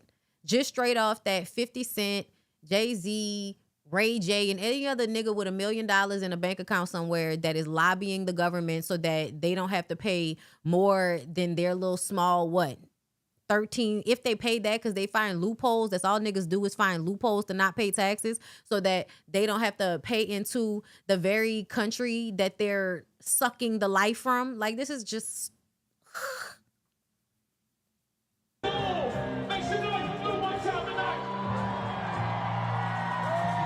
I'm feeling it. Yeah. okay. Yeah. Sing it on. I keep it. Okay. So one of the things that people have been talking about as it pertains to Blue being on stage and playing the piano and, you know, performing is how the stars use their children in a lot of this. You know what I'm saying? Because they were talking about, y'all know they've been comparing her and Northwest to each other since they came into the world. They've been comparing Blue and Northwest. And Northwest is over there, you know, going to movie premieres and modeling, and, you know, there's not a parent in sight, but there's adults that I guess the parents trust, I guess, around. But a lot of it is like, y'all kids are still very young. And yes, they're your kids, but there is a level of kind of allowing them to be in a spotlight in a way that I don't know if these children actually, you know, are going to be okay to handle. Because everybody acts like kids can handle this shit just because they grew up in it. It's not necessarily true. Okay? I don't know if you ever get used to millions and thousands and hundreds of thousands of people saying crazy shit to you. I don't know if anybody ever gets really used to that shit. And it's not about like a comparison about the girls, y'all. It's a comparison about how they're both very young and they're both being used in some ways to bolster or sanitize their parents' images in some type of way. I don't know what it is. Thank you, girl. It's cat eye. Thank you. I need to go get it redone because I was in here cleaning and I think I just kind of banged up one of my nails. But anyway, and y'all, this is no tea, no shade, y'all. I'm just saying that now that we are aware of what happens to kids in the entertainment industry and how it affects them long term, you really do have to be careful about putting your kid out in front of all of these people and the amount of pressure that can add. You know what I mean? Because I remember when Will did it with Jada and Jaden and every, you know, like they were acting very young. They were involved in things very young. And there was a time where they felt like they didn't want to do that shit anymore. And they had to be given the space to just be a kid and then come back and do it as an adult. You know what I'm saying? I think Blue is very talented. And I think that, you know, of course, people are going to compare and be like, oh, Blue is the good kid. And I'm like, at the end of the day, they're both children. And I don't care about whether they're being good or bad. They're fucking children. What I am worried about is children of a certain age being in the entertainment industry and how that affects them.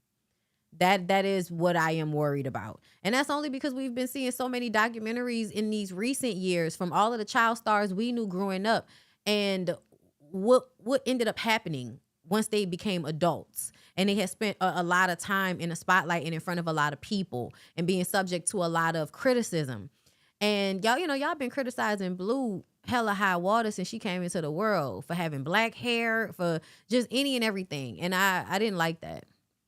I never did like that. I feel like, you know, y'all should let especially little black girls, like let them exist how they exist without all of this extra judgment. A lot of times the way y'all talk about little black girls, y'all talk about them like they're grown, like they're adults that understand something that they don't. And you know what I mean?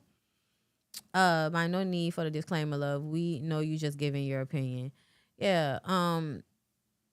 because I'm just trying to be careful in what I'm saying, because I'm not trying to put nothing extra on it, but just there's a lot of energy around children. There's a lot of energy around, you know, how children in entertainment are used and abused and all of that type of shit. And I'm just very conscious of it now in a way that I wasn't. So when Jay-Z is going through all of the things he's going through and he pulls, you know, Blue up on stage, yes, it can be endearing, but that's the point. And that on some level is problematic, because somebody else brought up that when the case first came out, he still goes to his daughter's her red carpet for the Lion King. He went to her red carpet for the Lion King, and people felt like, you know, he took the attention off of Blue and kind of made it about him by being there while everybody was talking about him. And I'm like, I don't know what would have been the best thing to do, because would they have talked about him still if he hadn't been there? You know what I'm saying? So, and then he would have not been there to support her. So, you know, you don't know these people, right? But they do offer their lives, and they do offer themselves to us a lot of the times to manipulate us so that they can get something out of it. And so I'm going to critique, and I'm going to look at it. Okay? And I'm going to see what the fuck is going on.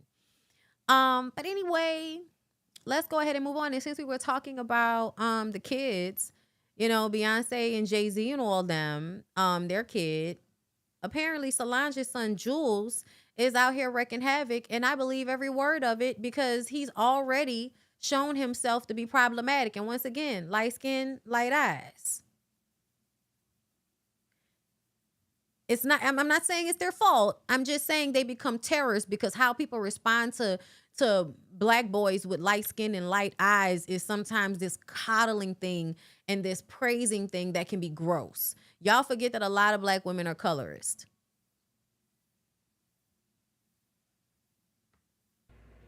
Sometimes women want to fuck too, okay? And that's what I wanted to do. And I went to go do that, not to get my ass whooped.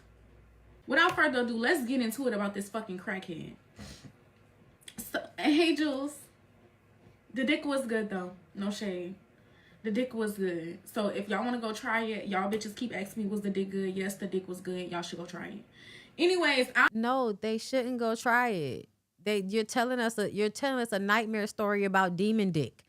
The moral of the story should be, yeah, it felt good, but the nigga put his hands on me. Don't do it. Not, yeah, I mean, he put his hands on me. The dick was good, though. So if you want to try it and you okay with getting, you know, knocked upside the head and treated like a, treat like shit, like a hoe off the street, well, yeah, go ahead and try. See, that's what I'm talking about, y'all. And he do give demon dick. You know, that gives somebody that's been fucking a long time, fucking too long, probably. Who was watching him? I don't know, bitch, he might beat on you, though. So I don't fucking know, bitch. I told y'all he be off the motherfucking e-bills, bitch. He be having them fucking spasms, bitch. He having them spasms.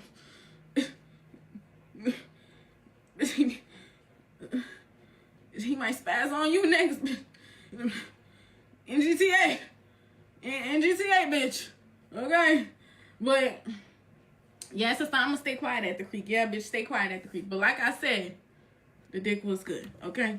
That's why. That's the only reason why I was thinking about going back, cause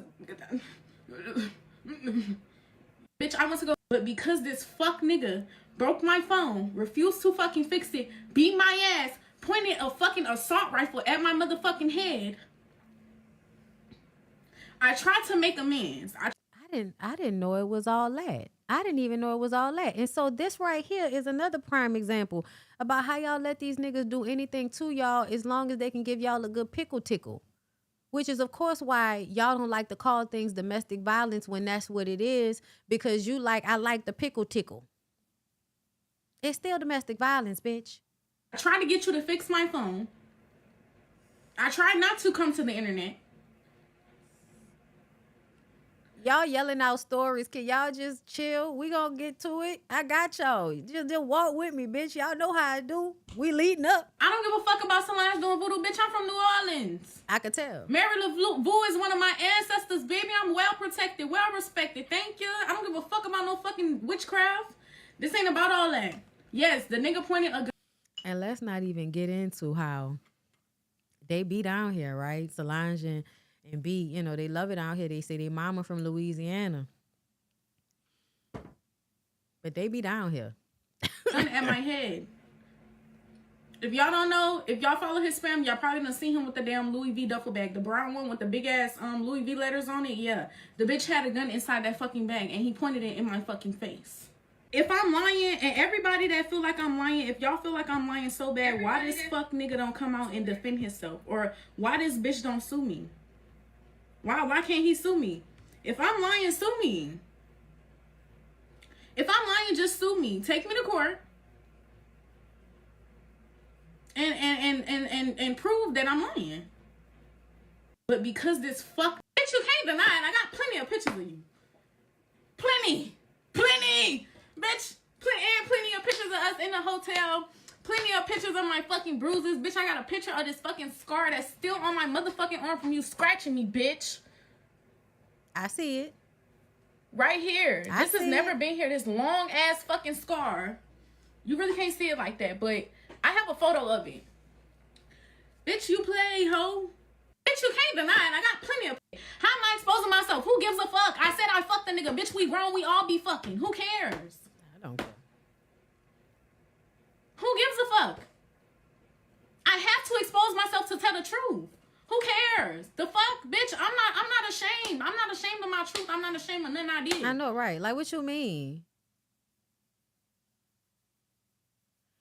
Oh my God, y'all. The first comment is, all this situation exposes how naive Juelz is. He's a target because of who he's related to. He needs to wake up and move accordingly.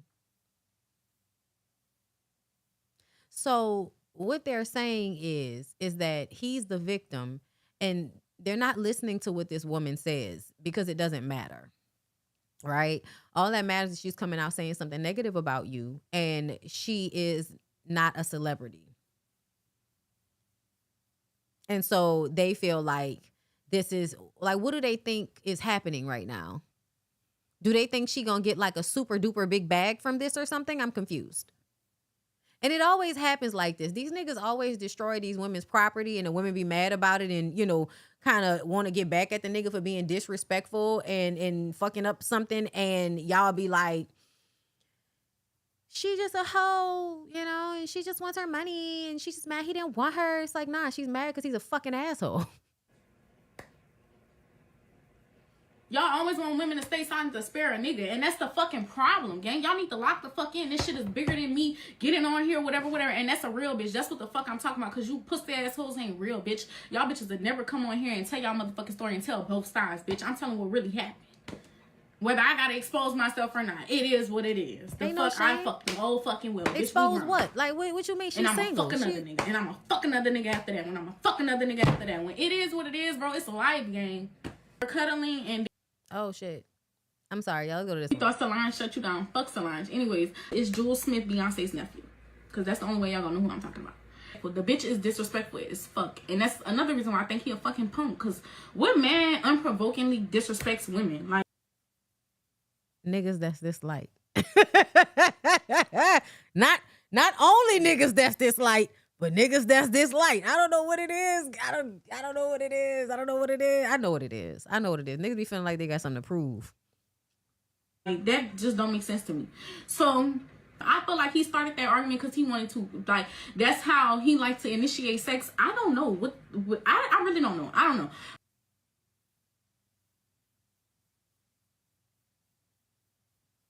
But I'm just trying to butter him up, trying to get him to come back to the room. So he like, I'm smoking right now. I'm gonna come back up to the room. He thought Solange shut you down. Fuck Solange. Anyways, it's Juelz Smith, Beyonce's nephew. His dick is so fucking hard. Like, I just know that he's on something. So I asked him, I'm like, ain't no way you don't do drugs. So he's like, yeah, I do E's. I do E's. But anyways, yeah. So he come back in the room, he get out the shower, watch him get out the shower, boom. We do the boom, boom, boom, boom. After we done doing the boom, boom, boom, boom, we're literally spooning, y'all. And then he get mad out of fucking nowhere. Nowhere. Out of fucking nowhere. This nigga mad, he like, oh, you wanna cuddle with me? You wanna cuddle with me? And then he roll over. So I'm like, okay, bitch, I'm tired of you getting... I don't, look. I believe her because I've experienced people that like to make arguments, and it's because they don't like for you to be at ease. Like, they really do enjoy the fighting. They enjoy you being upset. That's why he had to start a fight with her before they had sex, because he's turned on by conflict with her. A lot of toxic black men do this. Get mad at me, bitch. I'm tired of your motherfucking bipolar ass spasms, bitch. You really about to piss me the fuck off. So when he roll over, I'm, have him land on his back, and then I hop on top of him, and I'm like sitting on him like this, yo. Like, but anyways, yeah. So I'm sitting on top of him, and we're talking. And while we talking, what the fuck did I say while we talking? While we talking, his dick is so fucking hard to him, and I'm just on the bed staring at him. Like, I'm literally just sitting down staring at his fucking face, because I'm like, what the fuck? Why are you fucking mad? Why? What did I do to make you so fucking mad? It's not like I was yelling in your face. It's not like I hit you. Nothing. I didn't do nothing but stand up and ask him where he was going. That's it. So the nigga pushed me. Once he pushed me on the floor, I get up, I sit on the bed, and I just stand there, and I'm literally staring. I'm like,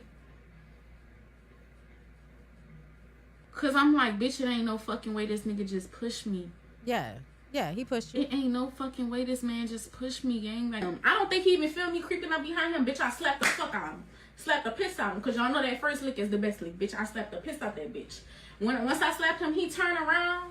Like, I'm by the bed. We by the bed. And it's a table right there. So we really, literally right here. Like, right here. So he turned around, and he lose his shit. Like, you can see him, and I'm just on the bed staring at him. Yeah, because he thought he was going to be able to handle you like that, and you wasn't going to do nothing back. Surprise, surprise. Which I don't know why, because he seemingly likes to mess with crazy girls. Like, him fucking with Tommy. Him fucking with, what's the other girl?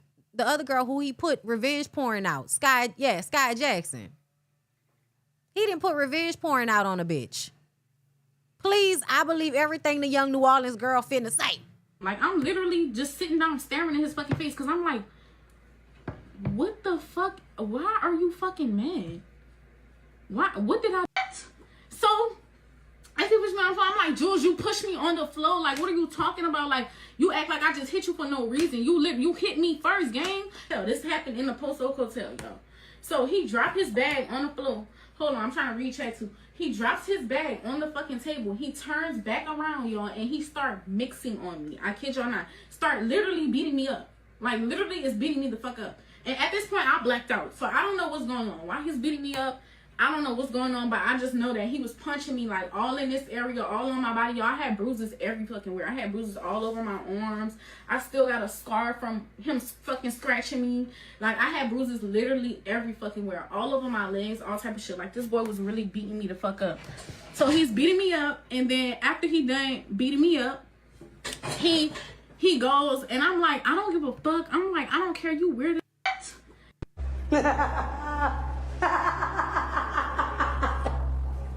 I don't know. Bitch. Wait, hold up. Beyonce nephew. Wicked. You gonna try to get me arrested? I guess I'm lying. So that was her posting on her stories, the text where he says, you gonna try to get me arrested. Which means, you did something that you can get arrested for. I believed her as soon as I saw her, because I've already heard stories. You know what I'm saying? Like I said, we've already heard about Juelz. We've already heard about him. I don't know what the childhood was like, but it's given, nobody was really raising me. And, he probably got that light-skinned rich boy, shit going on where they feel like people don't perceive them as a man fully, especially as a black man. So there's a level of craziness that they employ in order for everybody to think that they are big bad, because people might think they soft because they light skinned and they got money. They come from a rich family. People think you soft. So how you prove you're not soft? You beat up on women.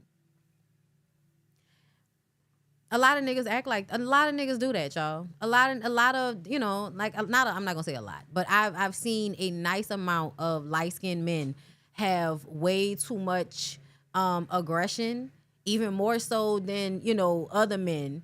And I do think that plays a part in them having, them having to prove themselves, in the way they feel like they should prove themselves is to be violent, because you think in your mind, oh, these motherfuckers playing with me. They playing with me. Yes. Beige rage thing. Yes. Y'all know what I'm talking about.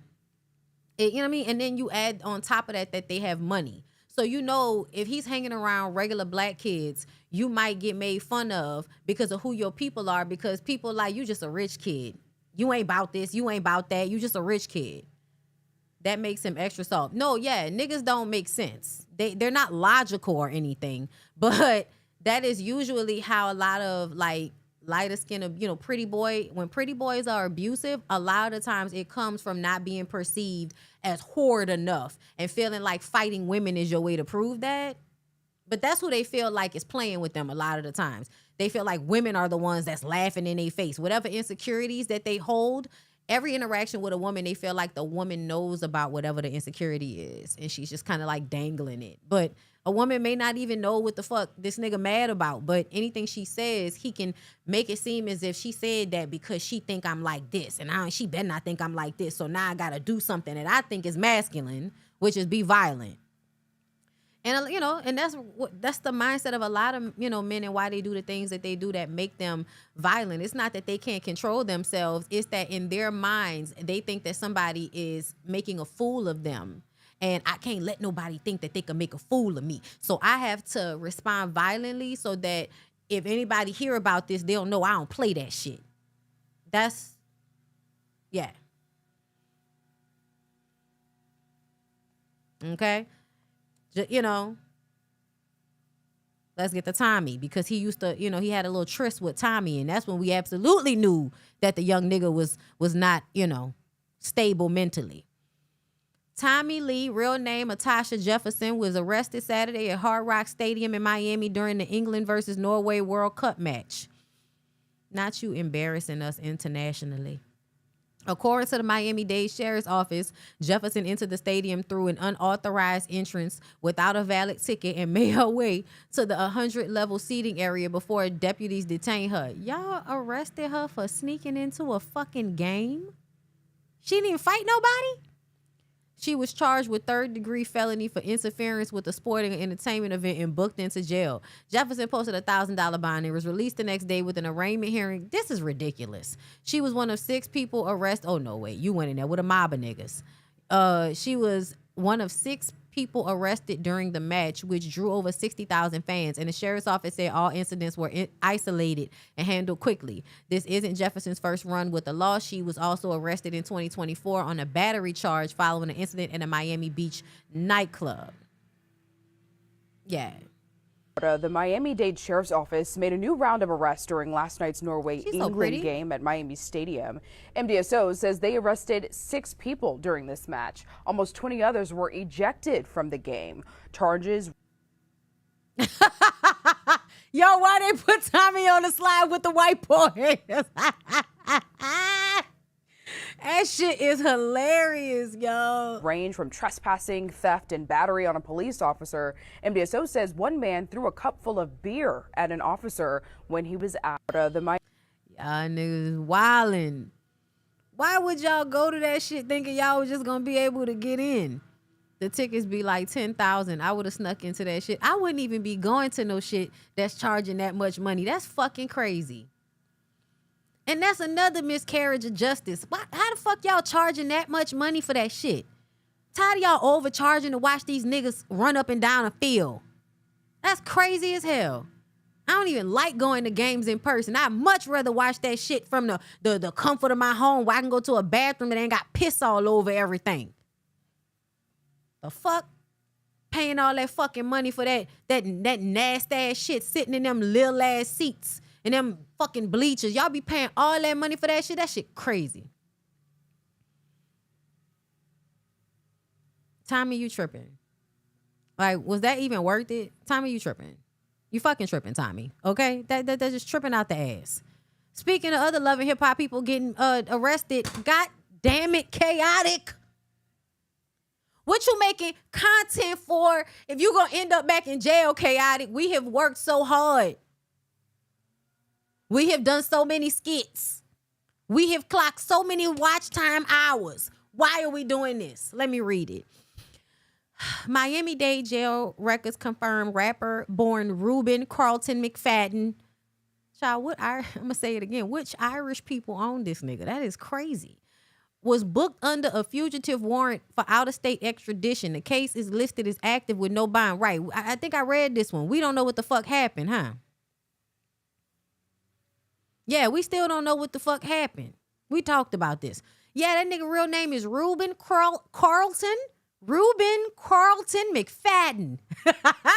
That nigga mama wanted him to get a real job. That nigga mama wanted him to be able to get a job, okay? She was trying to set him up for success. Nigga still end up going to jail because sometimes, you know, where you live is important, okay? You can't escape from this hood shit like you want your kids to escape from the hood shit into jobs that they don't, you know, go to jail for, right? So you name them a good white name that they can go and get a job with. And they decided to go the street route anyway. They changed their name. Now they name Chaotic because they don't want nobody to know that their name is Reuben. Reuben Carlton, bitch Carlton. Mama had high hopes. It's giving poor Republican. Y'all know they be like poor black Republican mamas? Because why you name that boy Carlton? Fresh Prince of Bel-Air had to be on during that time. You name your child after Alfonso Ribeiro? Was that? I don't know, but it definitely felt like, listen, you're going to get a good white people's name. And you're going to get a good job. That nigga was like, nope, I'm going to rename myself Chaotic, and I'm going to go to jail. Then I'm going to get out. Then I'm going to become a influencer. Acting like I'm getting into shit. I'm used to do shit, now I act like I do shit. Yo, Chaotic, come on, bruh. Come on, Reuben, pull it together, brother. All right, y'all. So Steffon Diggs, sexual assault accuser Christopher Griffith has settled with the NFL star brother Derez Diggs. They settled it, y'all. They settled it. But you can't be coming in, you know, my camera, or, you know. Okay, nah, you up here. They can't see it, but I like, babe, Lord. Chesticles, testicles, spectacles.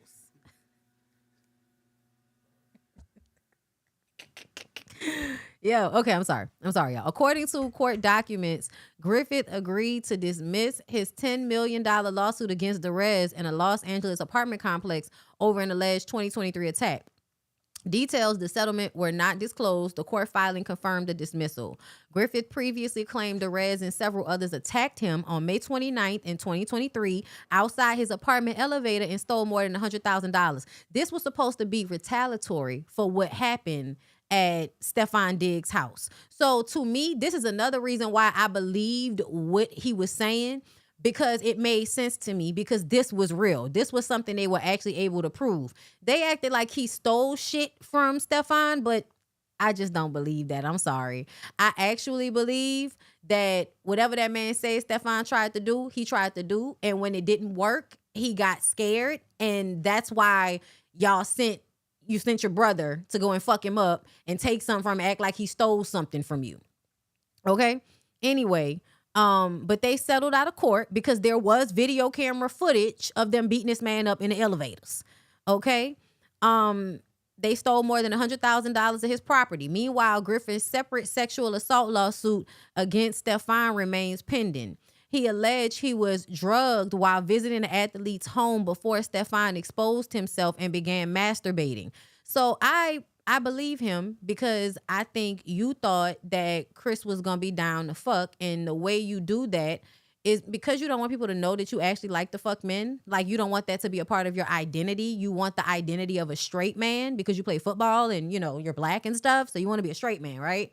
But you like to have sex with men. So what you do is you do manipulative shit, like go out with them, have a good time, drug them to get them loosey-goosey, and then pull out your dick in hopes that they're going to just, you know, they're going to let their, you know, their defenses down. The drugs are supposed to help them take their defenses down. And then you pull out your dick and you think you fine and you look good. So all you got to do is start beating your dick and they going to, you know, the drugs are going to be hitting, their body's going to be reacting, and now their defenses are going to be down.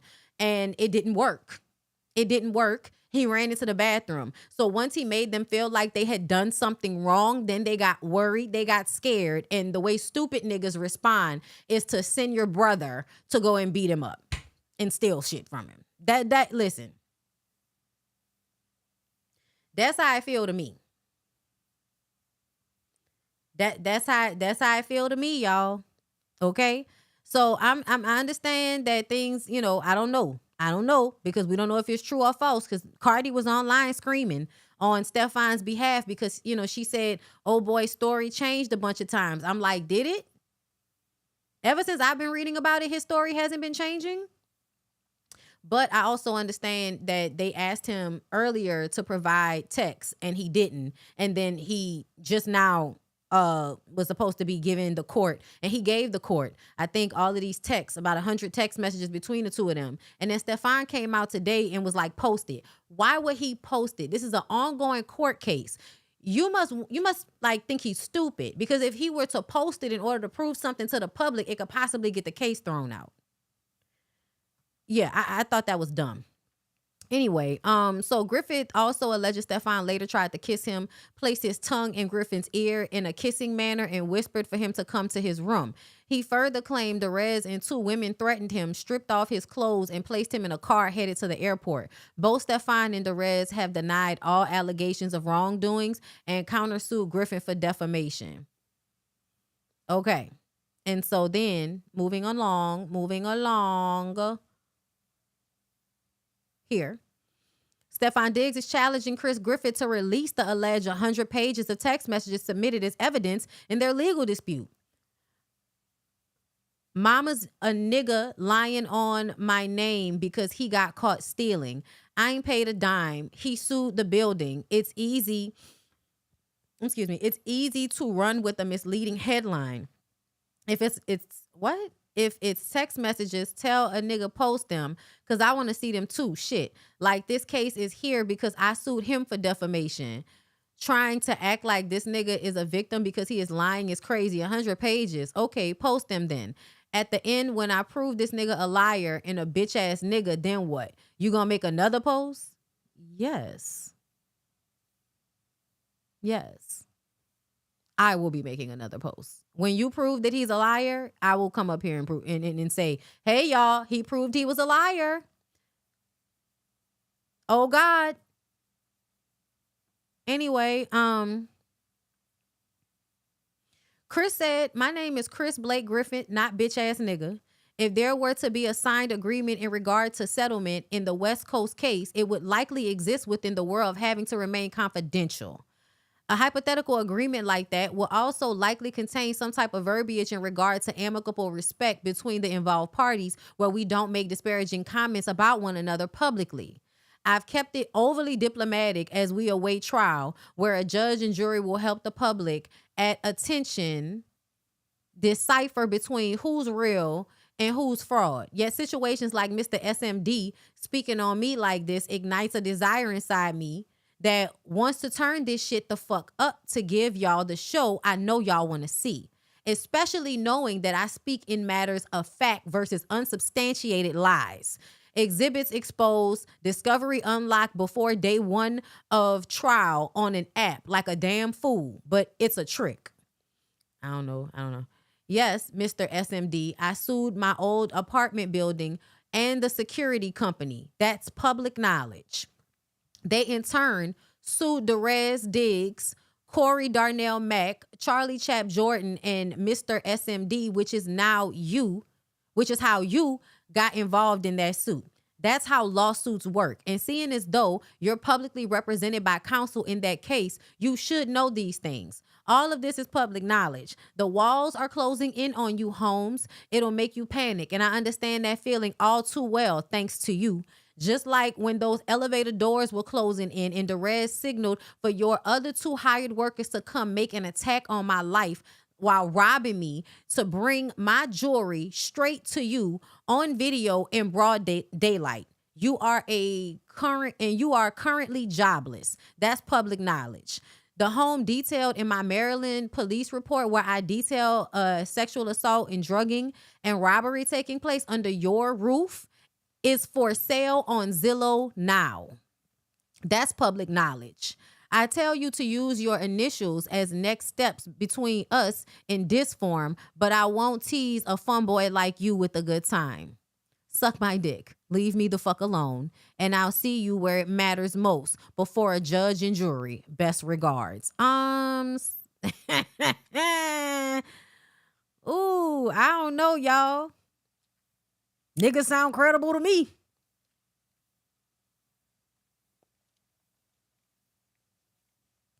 We gonna have to wait and see. But y'all, when you just look in general at the way like athletes move, athletes really do feel, I mean, men in general feel entitled to people's bodies, but athletes specifically have this like delusion of grandeur, and it's because people feed into it. So because you're so used to people responding to you like that, you being able to cross boundaries, but people wanting you, so it's fine. When you eventually cross the boundary of somebody that's not down for it, this is what's gonna happen. I believe him. The best regards, I know. Oh my God. He said you're jobless. That man read you down. I believe him. Let's see what Cardi had to say. I really hate how y'all got me defending a nigga. Y'all got me defending a nigga that I'm beefing with. And I don't like that shit. Like, I really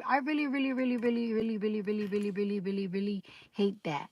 But I'm not liking how it's one thing for the internet to give false claims and report false news, but for credible sources and credible people that's supposed to be talking about credible shit, that's supposed to be doing their research to talk about it, I really hate this shit.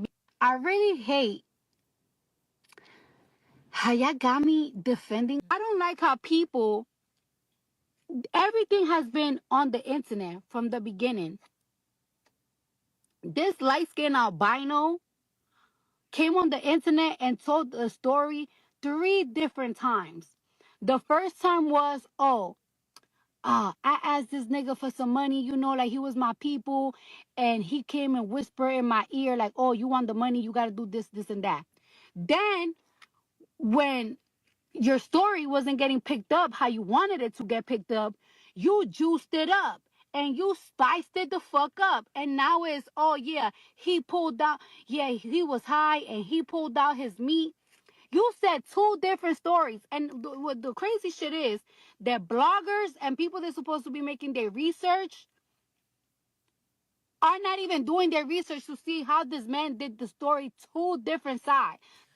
What we understand about people that have been drugged, Cardi, is that they don't always remember things accurately. And it doesn't matter how much research any of us do. A victim of SA or a drugging, not remembering exactly how things happen doesn't mean that it's a lie. Telling a story differently one time from the other.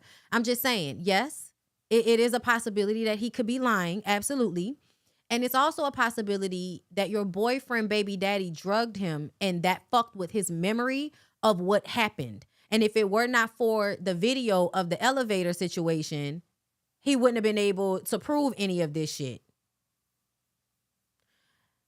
I understand what you're saying, that he's told the story different in different times. If that is true, because I haven't seen multiple videos, and the times that I have heard, it has been some inconsistencies in, you went to the airport, were you back in LA? Like when I read it the last time I read the story, he was in LA, he, waited a day, then he called the cops, and told the cops what happened. And the thing about it is, if Steffon's story is true and he was stealing from him, why didn't you file charges on him for stealing instead of sending people to beat people to fuck up? Like, whatever. That's some ignorant shit. So you already fucked it up, so I can't believe nothing you did, because I believe you sent your brother to beat him up. I do. So if you sent your brother to beat him up, after that, I can't believe what you say. So it's not that we're not doing research. we're also looking at the greater scheme of things, which I feel like y'all miss this a lot of the times. He is a man. He is a football player. He is famous. He is rich. Those things mean he's probably an egotistical asshole. And when you have all of these things, you're an egotistical asshole, you like to do things and get away with it. You also like to pressure people into sex because men like to do that. And football players feel entitled to people's bodies. And people learn that if you bring drugs into the situation, a person that would have said no might say yes. From being around other people in sports who do this same shit. And not even just the players. Also the people that work with the players. The agents and all of them. Y'all having parties and all of that with the players and the agents. That's where all of that, you know what I'm saying? All of that rape culture shit, along with how y'all move in college and high school. Like there's a lot of rape culture. And so when we get to a football player being accused of assaulting a man, I promise you my first thing is not to just throw it out the window, because I know how hard it is for men to come forward and say that another man, especially a famous man, assaulted them. Now, yes, people do lie for clout these days more so than I think they ever did before, okay? People do lie for clout. But going back and forth to court with Steffon Diggs is not clout worthy. You're not getting any good press off of this shit. To said the stories 2 different ways. Then on top of that, I don't like how people, everything has been on the internet from the beginning. The truth, that shit had me fucking going crazy. So imagine when somebody imagine a nigga being such a hater, you steal from somebody, you hate the fact that they didn't forgive you because you stole from them. You didn't like everybody around your circle knew that you stole. So what you did, you went and you put the worst allegations, the worst allegation on a man. I never seen another man want to be involved so much with have those allegations with another man. Not only that, I never seen a man be obsessed with another man like that. You haven't? Because these niggas are obsessed with each other, especially in sports, Cardi. You haven't been paying attention. Again, it sounds like you're believing what Steffon told you. That's what it sounds like. It sounds like you're believing what Steffon told you.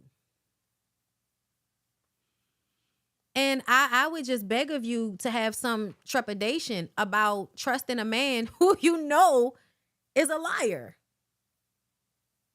and a whore. Him having all of them baby mamas at one time shows us that he probably is a whore. So what, I know y'all don't like to believe this, but a lot of times when men have problems with sex, like they have all of this sex, it's because they like the sex with everybody, y'all. They like to fuck everybody. The girls, the guys, they fuck them all.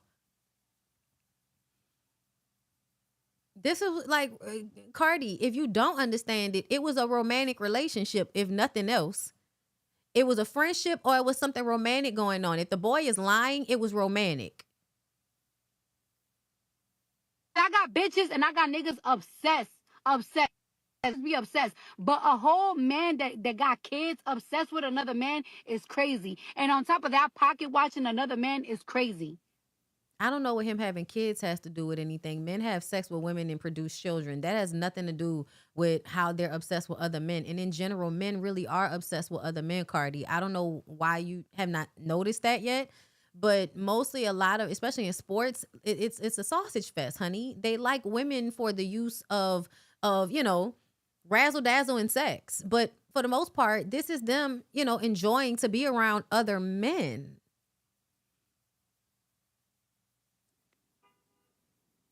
Pocket watching a nigga career, pocket watching a nigga home. What? The truth, that shit had me fucking going crazy. Yeah, I don't know. And what do you mean pocket watching? So imagine when somebody imagine a nigga being such a hater. Okay. y'all think it's just, people just be hating and shit. And I'm like, sometimes, but other times it's because the person that they're accusing did the shit, or the person that they're accusing is a fucking asshole.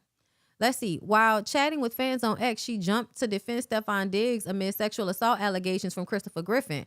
ICYMI, in case you missed it, Diggs previously sued Griffin for defamation, accusing him of making up claims that he was drugged and assaulted at a May 2023 gathering at the NFL star's Maryland home. Griffin fired back with a countersuit, alleging Diggs exposed himself, tried to kiss him, put his tongue in his ear, and urged him to come to my room. He also claimed Diggs' brother Derez and others later threatened him to stay quiet.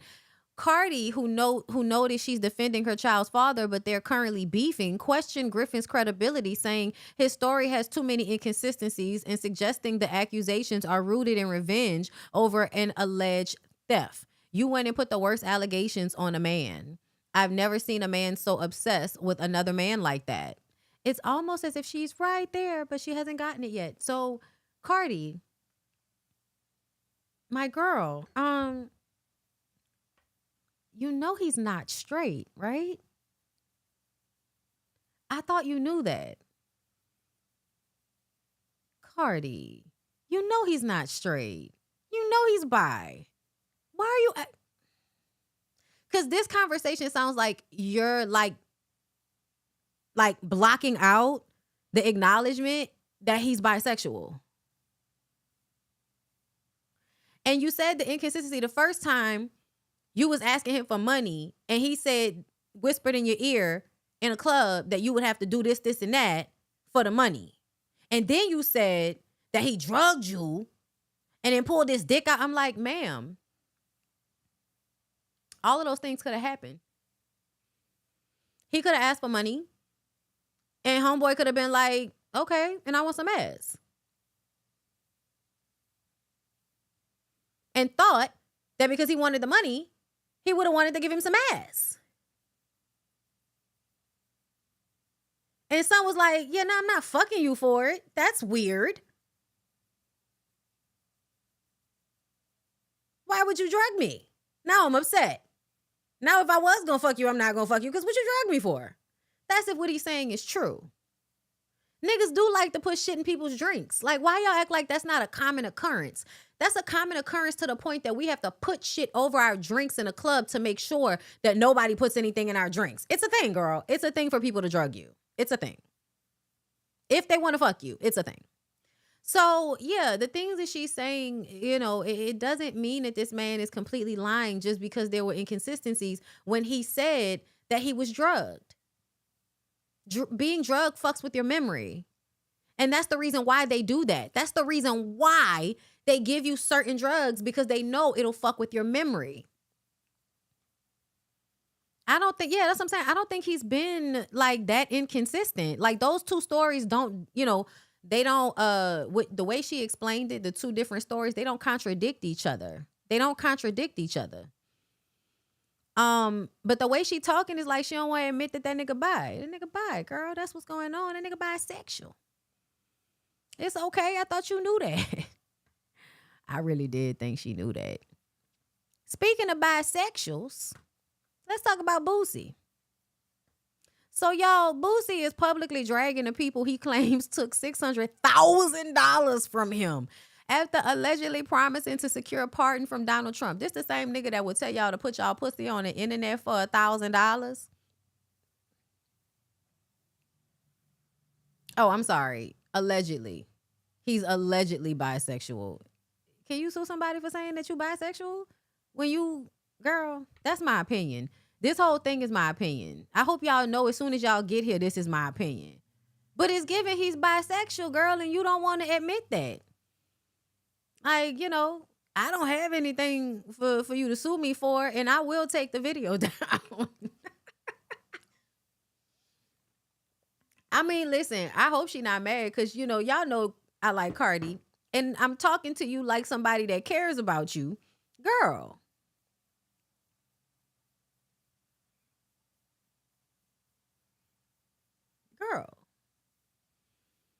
Like, I'm talking to you like I care about you, girl. That man. If they haven't told you about that specific type of man, girl.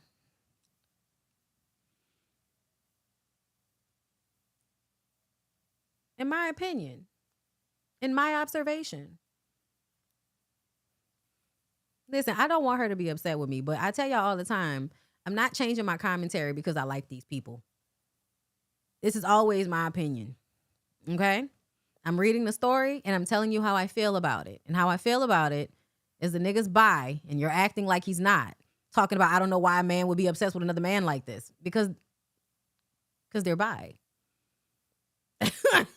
Like, girl, I don't know.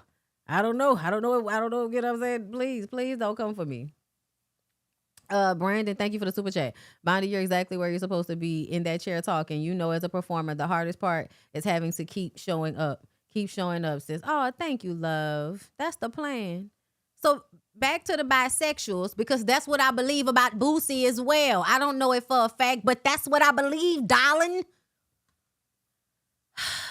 Jack, shut your lying ass up, the rapper wrote, accusing political operative Jack Berkman of blaming a later Houston incident for the failed pardon. You played with the wrong one. I'm suing y'all in federal court now. Boosie also, can you sue people because you paid for a pardon and didn't get it? Isn't paying for pardons illegal? Like, it probably happens, but if you can prove that somebody paid for a pardon, wouldn't you be able to, like, I don't know, charge them for something? Isn't that a crime? Y'all let me know, but I thought it was a crime because that's a bribe. That's a bribe.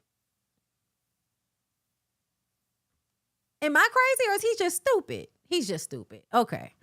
Boosie also questioned the pair's, wait, hold on. He questioned the pair's alleged political connections, writing, everyone you said you reached out to for my pardon has said you are lying before asking. So where did the money go? In their pockets, dumbass nigga.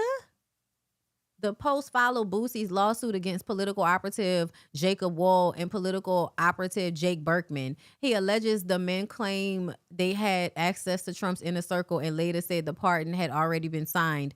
After no pardon arrived, Boosie demanded a $300,000 refund he says was guaranteed under their agreement. Political operative Jack Berkman denied wrongdoing, telling TMZ Boosie has no reason to be unhappy, he added. We tried very, very hard, while claiming Boosie's later Texas arrest complicated the process. Because here's the thing. Boosie is a career criminal that has no self-control. I just think he's a terrible person. I don't know why y'all think he's not a terrible person. He's a terrible person. But he is consistently committing crimes and stupid ones that he doesn't have to commit. Like, this is not a nigga just out there struggling in life. That's not what's going on. Boosie has a big old house, a whole bunch of fucking family, and ways to make legit money. And all he would have to do is stop doing nigga shit. It should not be that hard. You're like 40. It shouldn't be that hard to sit down, Torrance, and stop having guns in your waistband on Instagram Live, but you want to be a fucking thug so bad, but your ass don't want to go to jail like real thugs do, which I feel like you really do want to go to jail. You need to just let that shit happen. Okay? But it annoys me the way he can be a career criminal and a terrible human being, and as a black man, use his platform to push these very conservative MAGA bullshit ideals about life. And it comes from him being uneducated, him actually falling victim to how Republicans ruin Southern states in the education system because Boosie is a fucking idiot.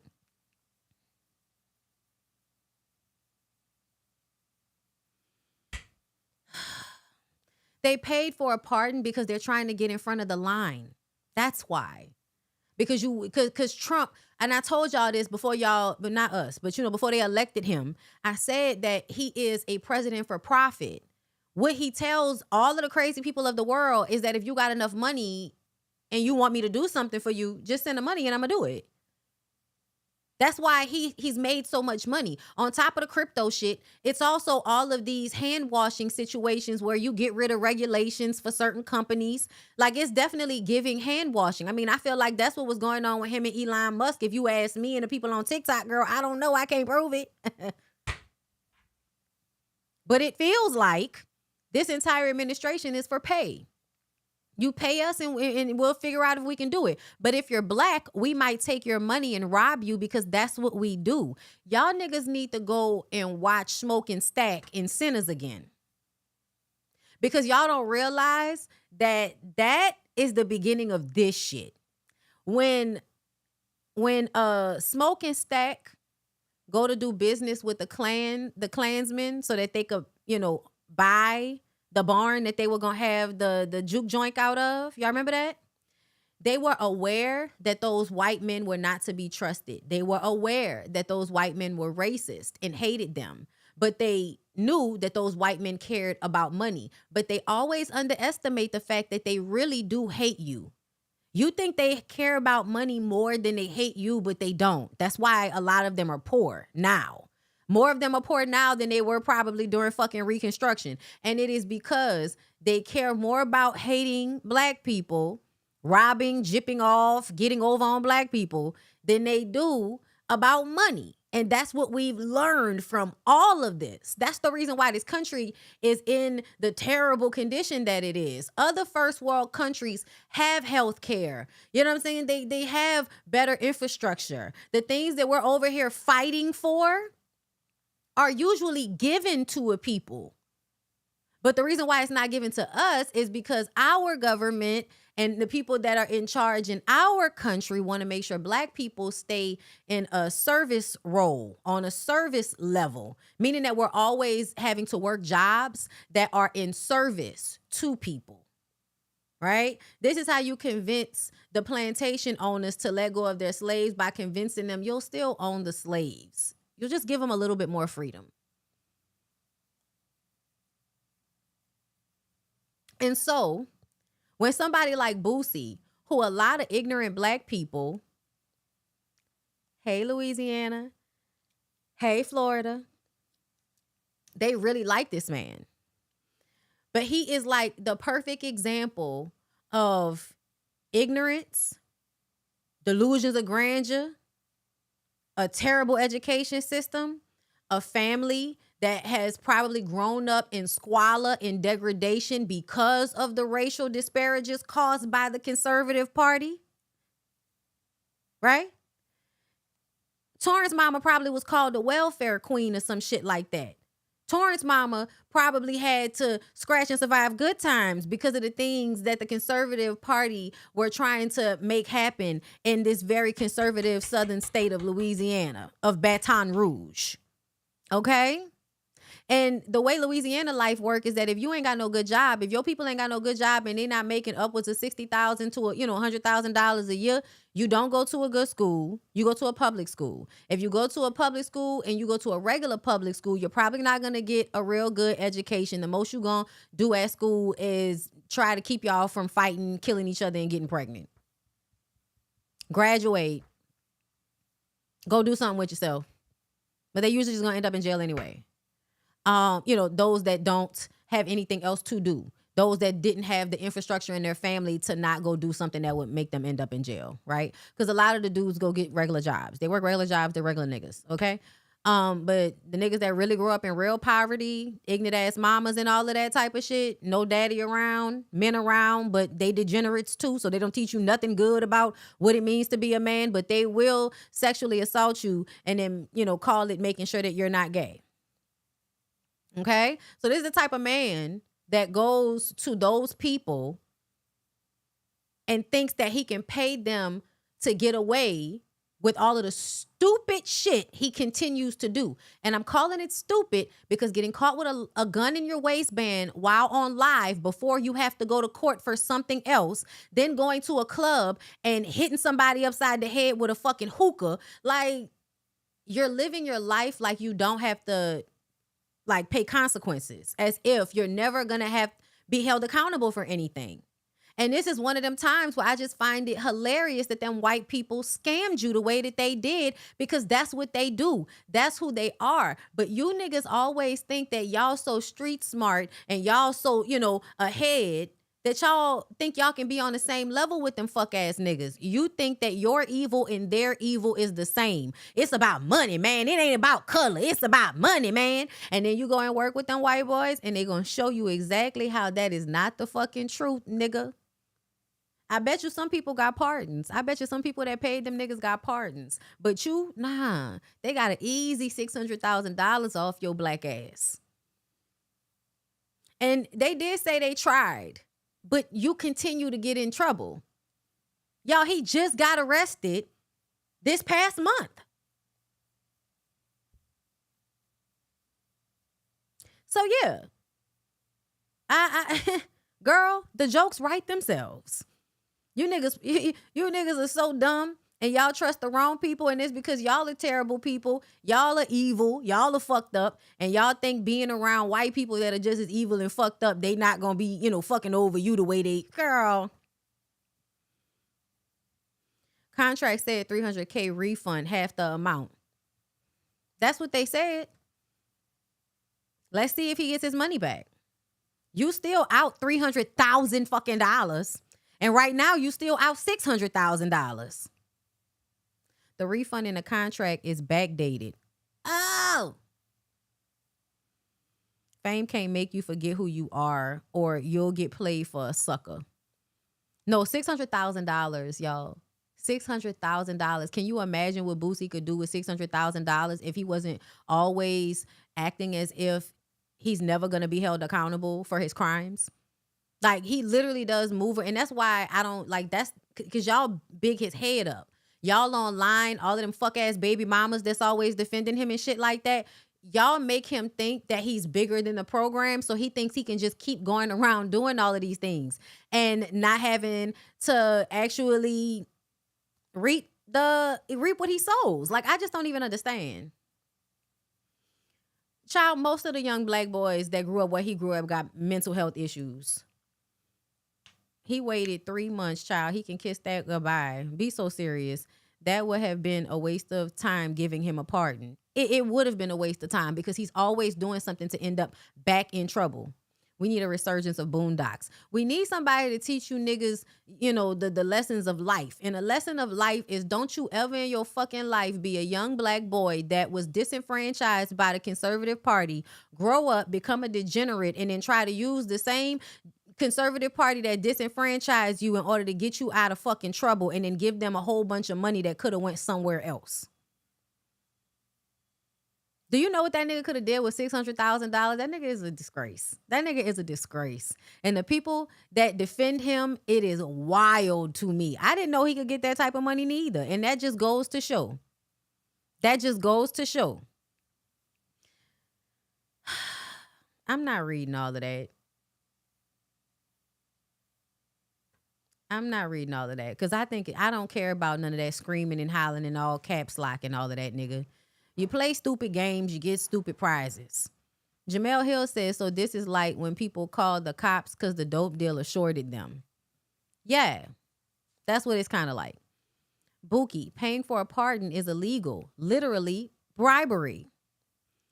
See, he was too busy worried about Jay-Z's paternity case instead of worrying about whether he was going to get the pardon. Too busy worried about that man painting his nails. Now, Boosie, we the people could have told you this was a bad idea. This is why you need the right attorney on your team. Some have the sauce, others don't. He don't need the right attorney. He needs some common fucking sense. Self-preservation. I don't know, some maturation, bitch. But a lawyer is not going to make Boosie stop doing illegal shit. The fuck? But you know what? He right, though, because it's how Chris Brown keep getting off. Chris Brown has great attorneys. He can knock niggas upside the head with a bottle in the club, and he'll be performing the next week as long as he stays in America. I thought he was a gangster, but can't do a 3-year bid. Mark ass. Exactly. Bitch ass niggas. Bitch ass niggas always bark the loudest. Bitch ass niggas always have all of the expectations for everybody else but they motherfucking self. Bitch ass nigga. Okay? He's a bitch ass nigga. Ooh. I love to see it. 50 Cent loses appeal in $1 million life rights case against ex Shaniqua Thompson. A New York appeals court has ruled against 50 Cent in his legal battle with Shaniqua Tompkins, the mother of his son Marquise Jackson. The rapper's company G-Unit Books sued Tompkins, claiming her viral Instagram post about their past relationship violated a 2007 agreement in which she sold her life rights for $80,000. So we live in a world now where a man can do something like that, and instead of us staying on the fact that a man would even do something like that, that lady probably was in a very, precarious situation. She probably, her back was against the wall, needed the money, wanted to be done with him, was feeling threat. Girl, there's a reason why, a stupid reason why you would decide to do something like that. And it's probably you being under duress in some type of way. Okay? But the fact that a man would even ask a woman to sign away her life rights so that she can never tell her story about her experience of him because he's done so many fucked up things to her, it shows you how much a nigga is willing to do to escape accountability for the way they treat a woman that they pretend like they don't care about at all. You care about her keeping her story to her fucking self. Girl, a contract since 2007 for you not to tell your story? Are you insane? Y'all hoes better know something. Y'all don't learn nothing else from Elizabeth Overseen. You better learn that your story is your story, and you better not ever sign away your right to tell your fucking story. At the end of the day, as people, that's really all we leave behind is our stories. Who we were. What happened to us?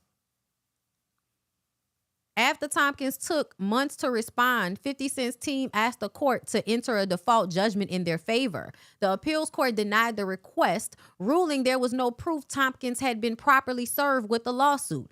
Tompkins has claimed she was coerced into signing the original agreement through threats and intimidation, and says she received only $35,000 of the $80,000 promised. And I believe it, because he just like Diddy with that. Y'all say y'all gonna pay somebody a certain amount of money to get them to sign on and agree to whatever you want them to agree to, and then you don't ever pay them the whole amount of money because you also get off on robbing them. The case will now return to the lower court, where Tompkins will have the opportunity to contest the claims against her. This is the type of shit that 50 Cent does, and I'm telling you right now, like, y'all, because I remember there are times where he'll be soft talking on the internet and y'all will act like he's not the terrible human being that he is. Oh my God, this is so, like, you're a terrible nigga. My God, he must hate himself. To be that terrible, you have to hate yourself. You have to like look in the mirror and hate what you see. But I'm glad that you didn't win that against her, because I feel like that sounds egregious. Bitch, that sounds egregious. Y'all want to hear something else that sounds egregious before we get to the Porsha and them of it all? Shout out to Monroe. When Essence happened and I met Dominique in person and Monroe came out to the event with her, and I finally got to meet them. Monroe is very beautiful. Oh my gosh. And a sweetheart. Okay. So, girl, this what happened. My homegirl, I think was this one of the girls that I was battling with earlier? I don't think so. Maybe. Hi, boo. Do y'all remember when I tell y'all that some of the meanest people on the internet are usually a super duper senior? And a super duper senior is somebody that was in high school for an extra year or two. And it's usually because they are developmentally challenged. Remember I told y'all about that? And how some of them are usually, like, they can be some of the meanest fucking people. Yes, they are developmentally challenged. But they're still sentient. They're still here and around all of us. And they can be very mean because people can be very mean to them. But this is one of them times where it's just like, why you do this to yourself? You the one on from earlier? You want a battle? What's the battle? Is you the same one on from earlier? Yes. Same battle? What kind of battle? I was at the, no, this is we battle. Huh? Good question, no funny. So what you with, a real woman or you a man? Oh, you're not trying to be funny? I'm sorry.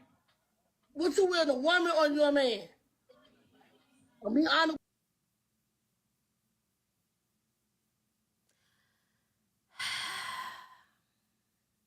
This how y'all be. This how y'all be. Cause what? Bitch, what do I look like? With yourself. What do I look like? Hell, you look like a damn man to me.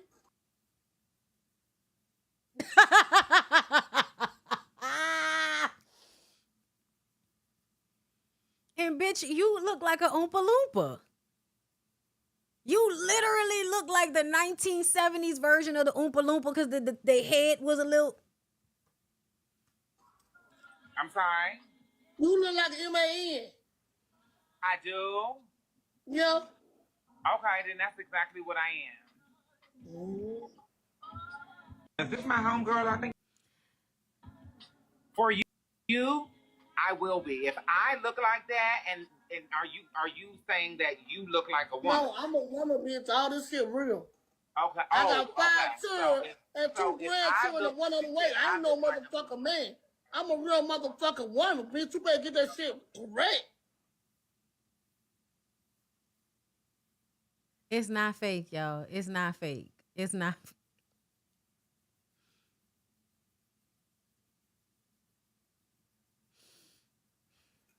Bitch, you better get that shit correct. I'm a real woman, not no motherfucking man. Yeah, her right there. Some motherfucker that... Who has a condition? She said that. Yeah. Look. She said, no, she hung up. She hung up. Yeah. Chicago. Yeah, no, she hung up.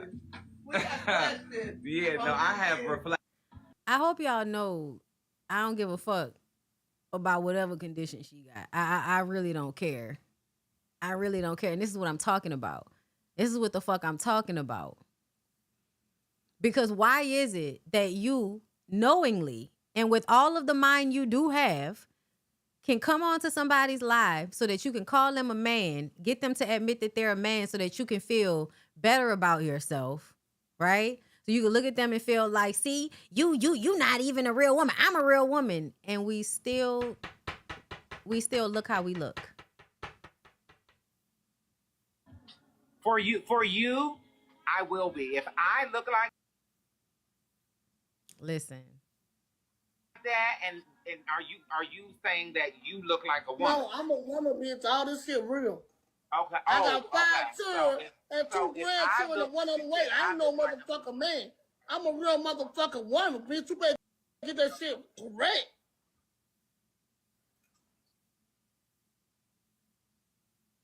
It is absolutely given. Where is your scooter?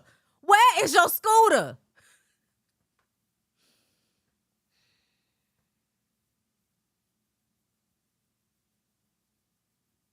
Shout out to Marrero. When I tell you,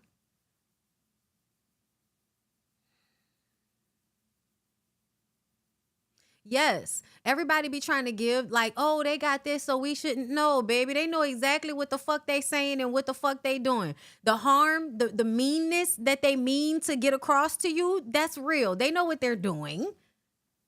Very true, Bondy. I work with 2 able-bodied, delayed people. They are very aware of the world, and they are very mean. They use their situation as a manipulation tactic when they don't have their way.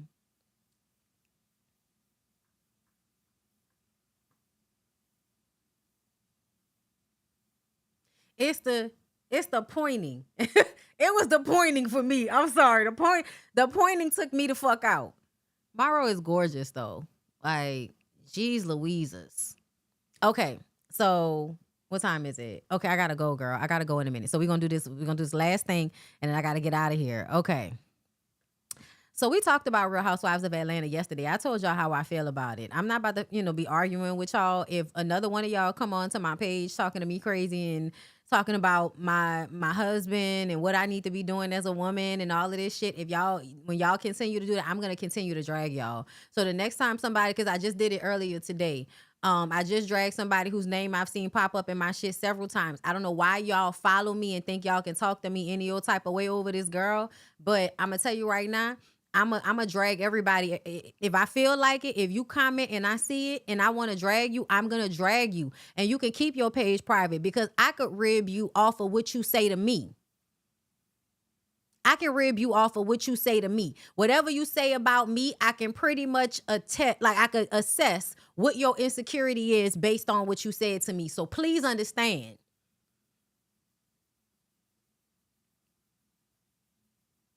A lot of y'all be too old for that shit. A lot of y'all be 50-something-year-old women in the fucking comments arguing and saying the most outlandish shit to somebody over a woman that don't give a fuck about nobody, let alone you.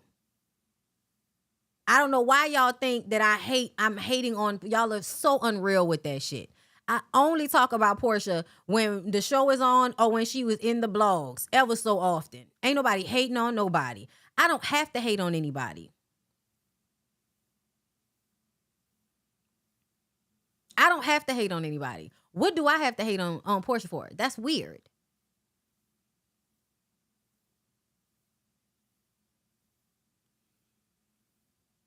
There's nothing about my life that would make me hate on somebody else the way y'all assign hating. Like, that's crazy. That's crazy that y'all think that. My God. Anyway. So after the episode, Porsha comes out and says this. Wait, just catching up here in the Bahamas. So first of all, you want us to know that you somewhere living your fabulous life, having an amazing time while everybody else is at their job, right? This is what, Monday? Yo, I can't believe there are actually people talking about my mother and mentioning my daughter in a negative way. Was this really worth it? Why can't you believe that people are talking about your mother when your mother was a topic of conversation on last night's episode? You brought her up. Shamia brought her up. Like, both of y'all talked about each other's mamas. Why are you acting like your mom was the only one that was talked about? And why are you insinuating that something was negative was said about your daughter? And I see a lot of y'all are saying that y'all understand Porsha not trusting Shamia with her child. I'm not trying to argue with y'all about that because I do understand, if you don't fuck with somebody, not wanting your child to go by them. But I also want y'all to take into consideration the fact that Dennis and Gerald are also friends, right? So if Gerald and Dennis are also friends, Porsha and Shamia used to be friends, but Shamia is a mom, has 2 small children. One of her, children was very close with Porsha's child, right? So if Dennis is like, they might be having something at the house, Dennis might want to bring Pilar with him to go see Gerald so that she could play with the little girl and, they could all be together. That's not okay for Porsha. Not because she really thinks that Shamia would do something to her baby, but because she just never likes when Dennis or, y'all can't go against her in any type of way. Y'all can't retain friendships and relationships that y'all have all formed over the years if it makes Porsha feel uncomfortable. Y'all remember how she threatened him in a car about the Drew situation. So to me, she's very territorial, and it doesn't mean that what she says has real validity to it. Like, there's no real, I don't think she's actually genuinely worried about Shamia harming her child. Like, I just don't think that. And I also feel like I said, it's not just about, me dropping my kid off by you. That's not really just what it is. It's also Dennis and Gerald's relationship and Dennis being able to bring Pilar with him when he goes over there to Gerald and Shamia's house. You know what I'm saying? So I feel like it's definitely, it's just not that, it's not that simple. It's not that cut and dry. Like, it's just the Porsha and Shamia portion of this relationship when Dennis and Gerald are also close. And, everybody also hangs around each other and communicates and all of that. So I feel like it's not that simple. However, I don't care one way or another. If I was Shamia, I would probably not like for somebody to think their child wasn't safe with me just because I'm not getting along with you. I would never hurt a child just because I'm not getting along with you, bitch. And I would never make your child feel some type of way. Like, I'm an adult, but I also understand that everybody is not like me. And so I do understand that, right? Just saying, food for thought. It's not just Shamia and Porsha. It's also the dads that have a relationship. But anyway, Shamia took this way too far. Did she? Did she? Did she? I don't think Shamia took it too far. I think that this was a buildup, and y'all have been putting bodies on Shamia this entire season. And I believe that Angela got her information about all of these bodies that Shamia is getting probably from Porsha. And this tweet makes me feel like that even more so now. I had a thought, an inkling maybe that was a possibility, because Angela seems to just make shit up and say dumb shit about everybody, honestly. But in this situation, when they were having that conversation about George, the way she turned her head to look at Porsha, the way Porsha was like, is George married? Does he have a wife? Everybody knows George. Everybody knows George. So everybody probably knows that George has a wife. Porsha is doing that for the cameras, right? For the people watching, so that y'all will know that George has a wife. So now we can say that, because the thing is, let's call everybody, a whore that didn't slept with somebody's husband, because that's what Porsha did. This is the same thing that Martell did on Love and Marriage Huntsville, right? I got caught cheating. I got caught doing something fucked up. So now I'm going to try to make everybody else just as guilty as I am, so that they can stop holding me accountable. Because if we're all hoes, then y'all can't judge me. To me, that's what's happening. Shamia took this way too far. You're not innocent. No, she's not innocent, because she was your friend. So she's not innocent. That's irrelevant. You're not innocent while you've got people discussing my mom because of a lie you told on this show. Was it a lie? You also told lies. This started out speaking about the lies you've told. You've told lies on all of the women on the show. But I guess because she brought up your mom, capital letters, it's supposed to be like more emotionally invoking, girl, whatever. If you can keep trying to fuck up my marriage and saying that I'm cheating on my husband, then girl, we don't care about each other's families. Don't act like once I've said that your mom tried to, and that honestly, that only happened, Porsha, because you came out on Twitter last year, right after Shamia's birthday, I think, and said that your mom did something egregious to my mom. Nobody had placed blame on either mom until Porsha came out and said that. Y'all can keep talking that shit. Oh, Shamia brought up the moms first. Yeah, but she didn't say that anybody did anything to anybody. Porsha is the one that had to come and let us know that Shamia's mom did something fucked up to her mom. Once again, it was okay when you did it. Now when Shamia finally responds to the shit after trying to hold back all this time, now we want to act like Shamia is the problem. Everything you're saying Shamia did, you did it first. If we're going to discuss it, keep it between us. Why would we keep it between us when you came to Twitter about what my mom did to your mom? Now let's discuss you. Because you thought you ate that? Okay. Sleeping with your manager who's married to one of your high school friends.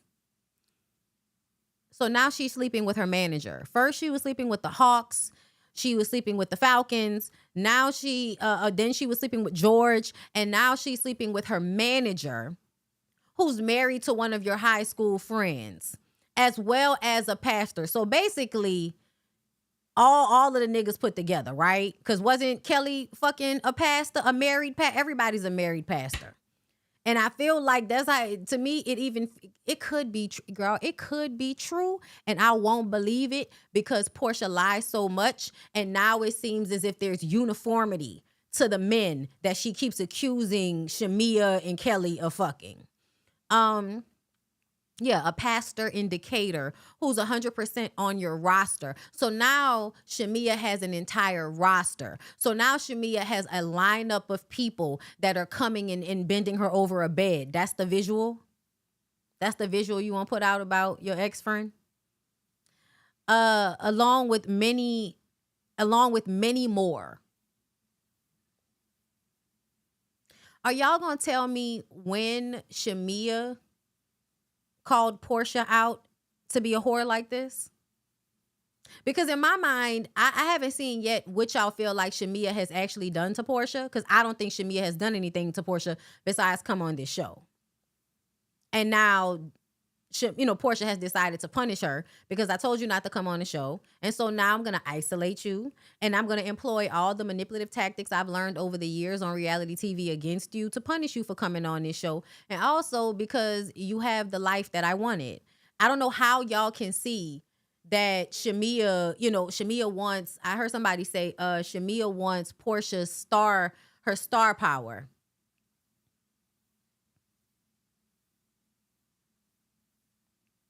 I don't know, because I feel like Shamia is well known. She's not as well known as Porsha, but I also feel like she is well known. It's not like she's not doing these things. She was the cheerleader. She was the radio host. She was, you know what I mean? Like, Shamia is working these jobs. She has the, you know what I mean? So it's not like she's not having a career that is putting her in these places. She may not be as big as Porsha because of Housewives, but not for lack of working in the industry. Yeah, so this read was whack as fuck to me. I think she deleted it. And somebody reposted this one from back when Kenya was talking about the show. And I 100% believe Kenya, because to me, I feel like this is just obvious. I don't know how y'all can't see that Porsha is mad that Shamia came on the show and she's punishing her for it. I don't know how y'all can't see that. And can y'all tell me who the fuck is Porsha's best friend that she lost last year? Was she talking about Shamia, or was she talking about somebody else? Who is she talking about that she lost her best friend?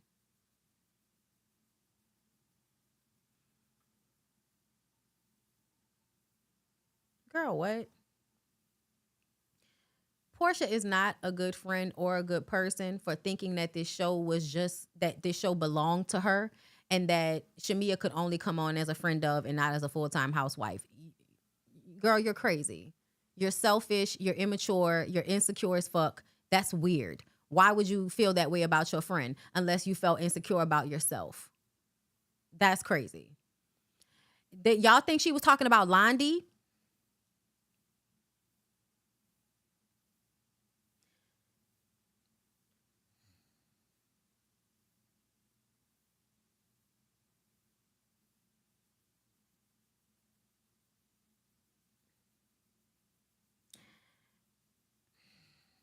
I'll just tell you, I never felt that Porsha was supportive of her being on Housewives.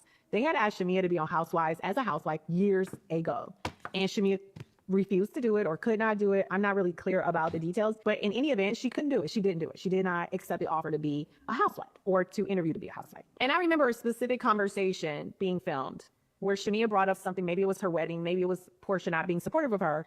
But I remember Porsha saying something to the effect of, "Why are you doing this? Why are you over here? Why are you doing this? Do you need the money that bad?" And I think Shamia was like shocked, like, what, where is she going with this? And the gist of the conversation was, can't you just let me have this and you go over and do what you need to do? But this is my platform. You need to go and either be my support system or go away. That was the gist of the conversation. It absolutely gives she's trying to ruin Shamia's marriage. Misery loves company. My shit didn't work out, so I'm trying to fuck up yours. And also, I want everybody else to feel like the hoe that I feel like. Now, I've been on that show, was on that show, still am, still employed, not on the show currently, but for 12 years. I've seen and heard a lot.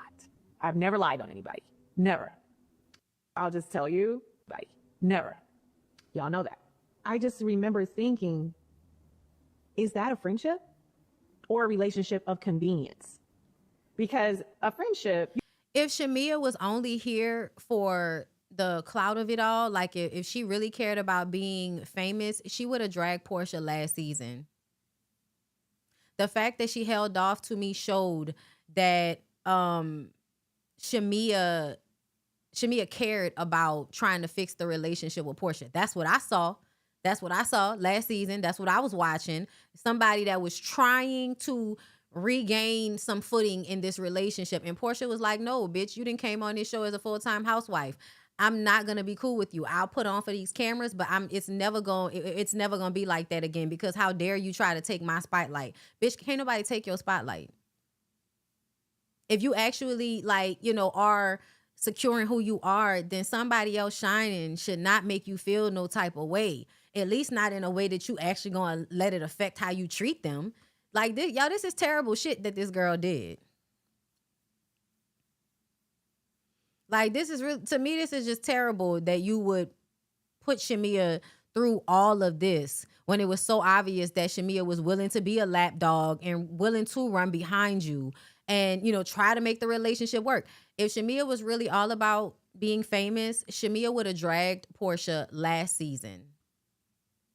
You cheer your friends on no matter what. And I just remember this saying that Oprah said before, like, if you have a friend that even shows you a hint of them not wanting you to succeed or climb the rung in a ladder, they are not your friend. I strongly believe that. If I don't have a girlfriend that's on the sidelines of me like, go girl, you better do that. What can I do for you? I'm going to call the producers. I'm going to call the network. I'm going to do everything I can. I need you by my side. I've done that before for a friend of mine, to the point where I'm putting my own job in jeopardy because I'm like, let's see. This is not true. Ain't nobody coming to see Shamia. She is oldest from the Temptations. Well, that's not true at all, because when we found out that she was going to be a housewife and she was friends with some of these other people on the show, like Kelly and A Real Way and all of that, we were excited about what Shamia was going to bring. And I honestly feel like we would have enjoyed Shamia more if she wasn't worried about offending Porsha. If she wasn't worried about Porsha being upset with her for being there, she probably would have been funner to watch. Okay, she does have her cringe moments and all of that, but Shamia has always been a good time girl. And y'all didn't fucking mind when she was showing up as a +1 to Porsha every fucking season. y'all should look at this girl. She is dynamic. She's beautiful. She is a housewife. She is the one you're looking for. And you're overlooking her and going so far out of my way. People were like, what is going on? What is the situation with you and this friend? Because she was somebody I truly cared about. She's my friend. And I believe she would be good in that Apparently role. However, apparently you can't have an opinion that goes against theirs without you being a hater. It's like, that's just such a ridiculous thing. Like, I'm a lot of things. I'm not a hater. That's not what I see with Shamia and Porsha. What I see is, like, never. Y'all know that. I just remember thinking, is that a friendship? No, it's not. Or a relationship of convenience? Listen, Erica said exactly what the fuck I feel. It's a narcissist in a relationship with a people pleaser. In a friendship. A narcissist in a friendship with a people pleaser. That is the way it reads to me. Not to actually diagnose the bitch, but just based on what we've seen and heard, girl, you don't seem to genuinely care about anybody. I just don't see it. I'm sorry. Because a friendship, you cheer your friends on no matter what. And I just remember that's this how thing that Oprah said before, like, if you have a friend that even shows you a hint of them not wanting you to succeed in that role. However, that's not what I see with Shamia and Porsha. What I see is jealousy. What I see is somebody putting their foot on somebody's neck and saying, you stay down there. I want to be the queen of this. You go find your own thing, which is basically what she said. I mean, I think we already know what that is. It's not a friend. Anyways, no friend I would want to put in that role. Yeah. Total lot of lies. Like. And another thing that makes it so fucked up is that, I don't know if y'all know, but when Porsha got in trouble for getting in that fight and had to go sit her ass down a little bit on the reality shows, it was Shamia that was taking her to games to sing the national anthem and all of that. Like, Shamia was even when Shamia was the one with the spotlight, Shamia was willing to share it with Porsha. I don't care what y'all talking about. That was the moment I knew. Shamia was supposed to sing the national anthem at a game, and she brought Porsha's no singing ass with her. And the reason why she did that is because this was me telling my friend, I'm going to share my spotlight with you. That's the type of friend Shamia was to Porsha. And then in this moment, Porsha doesn't want to share her limelight with Shamia. And yeah, no, I don't care what she told Andy. I don't care about none of that. Get the fuck out of here. Shamia has had jobs and kept herself, in the entertainment industry, moving around regardless whether she was on a reality show or not. They asked her to be on the reality show years and years ago, and she said Gerald wasn't comfortable with it at first. I'm guessing, it was something that he maybe had to, sit with for a while before he agreed that she could go on the show. It's not that, I don't think that she necessarily made that decision solely for any of them, but just that in a combination. He don't really want me to do it. My best friend, my friend really don't want me to do it. Maybe I shouldn't do it. And then over time, people keep asking and they keep asking and they keep asking, and you on the show as a friend anyway. And now it's like, well, fuck, why not? And you go back and talk to Gerald after a few years, and Gerald's like, I don't really want to be on it, but if you can figure out a way for them to shoot around me, whatever, go do it, right? She goes, she talks to Porsha about it. Porsha says, no, this is my thing. And it's like, well, they keep asking me, Porsha, and I want to do it. And Porsha wants you to abandon yourself for her because that's the type of person that she is. So, I'm sorry. I'm not bending on any of that. And he's still, that's what I'm saying. Yeah, he's still not comfortable. He's still not comfortable with her being on the show. But it's obvious he told her that you can do it as long as they can shoot around me. So I don't have to really show up, which I don't even really like that.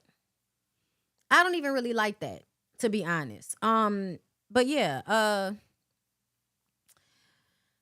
her mama raised her to be a people pleaser. So here we are. But this is the lesson that Shamia will have to learn. Stop going along to get along. Stop being a people pleaser. Stop being, a friend and sticking beside people that you feel like have faulty character, right? Because you stick around and you laugh at the jokes and you become just like them when it comes to having flaw-ass character until they do it to you, right? And now, but again, Shamia has gone and apologized for everything. Nobody has a real reason to be beefing with Shamia right now, as far as I'm concerned. Angela, girl, what? Drew, if you mad at Shamia, you need to be mad at Porsha, but you're not. So get over it. K. Michelle, I think K. Michelle is the only person that has a grievance that, like, I feel like there's something to that. And I really think that's more so about the way her mom is trying to impose herself in their relationships and kind of, trying to spiritually bully people into being her child's friend. Like, girl, fucking stop. Like, stop it. Who else? Yeah. And to me, like I told y'all yesterday, Porsha definitely, made nice with Kelly so that she can isolate that girl. Oh, yeah. Right before I go, girl. Angela, y'all look like y'all bullying that girl, just piling on. Angela responded, I hate that you ignored the rocks she's thrown. They've become invisible rocks, and it looks like we're responding to nothing. Tell us what rocks she threw. Tell us what rocks she threw. What did she do specifically to you, Angela, in order for you to feel away? Because when y'all sat down to have that conversation and she asked you, what did she do? You couldn't really give anything. You started deflecting and talking about Candy and Porsha. You couldn't really give a reason about what she had done to you for all of that. So when you talk about throwing rocks and hiding hands, bitch, give me an example. Another user said, you couldn't wait for Porsha and Shamia to argue. That's all you and Drew been waiting for, hater. Even if they're not friends, P will never be your bestie. Well, that's just gross. They're grown women. Ugh. Contrary to this, I wanted them to speak as friends. They made up. Then Shamia told Britt more info. Shamia told Britt more info? What? You mean the Brittany that's not on the show no more? That we don't even care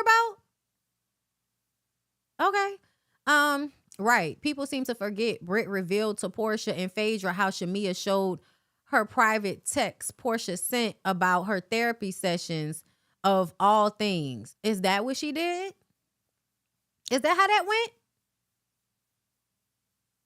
Because if I recall, ain't nobody show you a whole bunch of text messages. That I don't think that's completely accurate. I think that's somewhat accurate, but not completely. Y'all act like it, but y'all really do not want them to be friends. Y'all love seeing them go at each other's throats. Y'all not fooling me. Honestly, we don't. It's toxic. It's not fun and can become boring. I appreciate moving on. No, you don't. Not really. Not really. Let's see. Sister, that's your problem. You're too invested. That's what Shamia has been saying all season. I'm glad you finally admitted that you don't want them to be friends because it's too toxic and boring. Mind you, that has nothing to do with you. Girl, we don't want them to fight. It's toxic. You may not want them to fight, but you're willing to do the things that antagonize them for the show. Like, you keep fighting with Shamia, so I don't know what you mean you don't want them to fight. Is that why you keep fighting with Shamia? Mind your business now. You and Drew are really coming off this season as the lapdogs for Porsha that y'all accuse Shamia of being, and I hate it because I really liked you last season. Angela says, why does anything against Shamia have to be for Porsha? Because your gripe with Shamia does not make any sense, and you have not expressed one thing that Shamia has actually said or done in order for you to be going after her, accusing her of fucking everybody the way you have. And now that Porsha has come out accusing Shamia of fucking even more people and having a roster, it gives that you got that information about Shamia from Porsha. So it gives the two of y'all are in cahoots against Shamia. So yeah, that's why you going against Shamia is for Porsha. And also because Porsha threatened to fuck your husband. And you're over there kikiing. Y'all like to forgive people for shit that I don't think is really forgivable, but that's just not, Anyway, ma'am, she literally said she'd fuck your husband and she called you Big Bird. Now you're yucking it up with that bird and y'all appear to be doing her dirty work. Angela said, what did your fave say exactly? You think you know? You have no idea. Wait until the reunion. Nigga gave you a real response. Like, that girl said she was gonna fuck your husband. Angela is like, wait until the reunion, babe. Like, girl, get the fuck out of here trying to act like that comment didn't bother you, but you had to respond to it. My fave ain't there, but I'm always objective regardless. Right. Like, just because somebody defends Shamia doesn't mean that they're like on a bandwagon the way y'all are about Porsha. Y'all running with the narrative. All she did was laugh. I literally ran downstairs in real time to confront people, and Porsha was the person that said it at the end of the day. Girl, I didn't and I don't care. That's on you. Don't care if you engage or not. We are not on the same level. Why make accusations against me if you don't care? Girl, get out these comments, girl. What's your point for wanting to expose Shamia? Why? Why are you so invested in her cooch? And don't say she spoke on your marriage first, because they all did. And I don't like this for you. Don't be that weirdo to have a gotcha moment. Know when to fold them. She said exposed or respond. It gets to a point. Why accuse my husband of anything while living in a glass house? I've tried to move on and it continues to this day. Girl, when did somebody say something about your husband, girl? Before you brought up, when did somebody say something about your, girl, we ain't even seen your husband like that this season. Girl, ain't nobody bring up your husband before you started calling that girl a whore, talking about she fucking all of the players and all of that.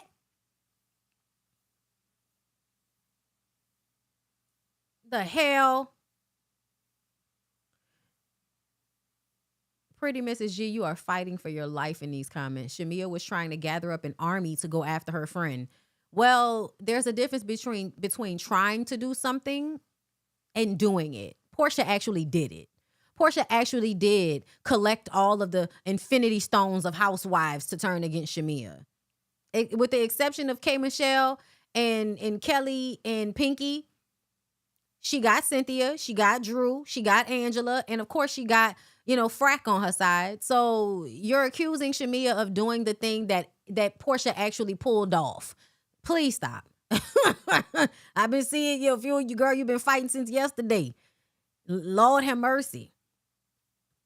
I don't know why y'all fight for Porsha the way y'all do. It's insane. No, Shamia was immediately vindicated after talking to George's wife. Like, stop. Babe, that's not where it ends. So you just stop. What do you mean that's not where it ends?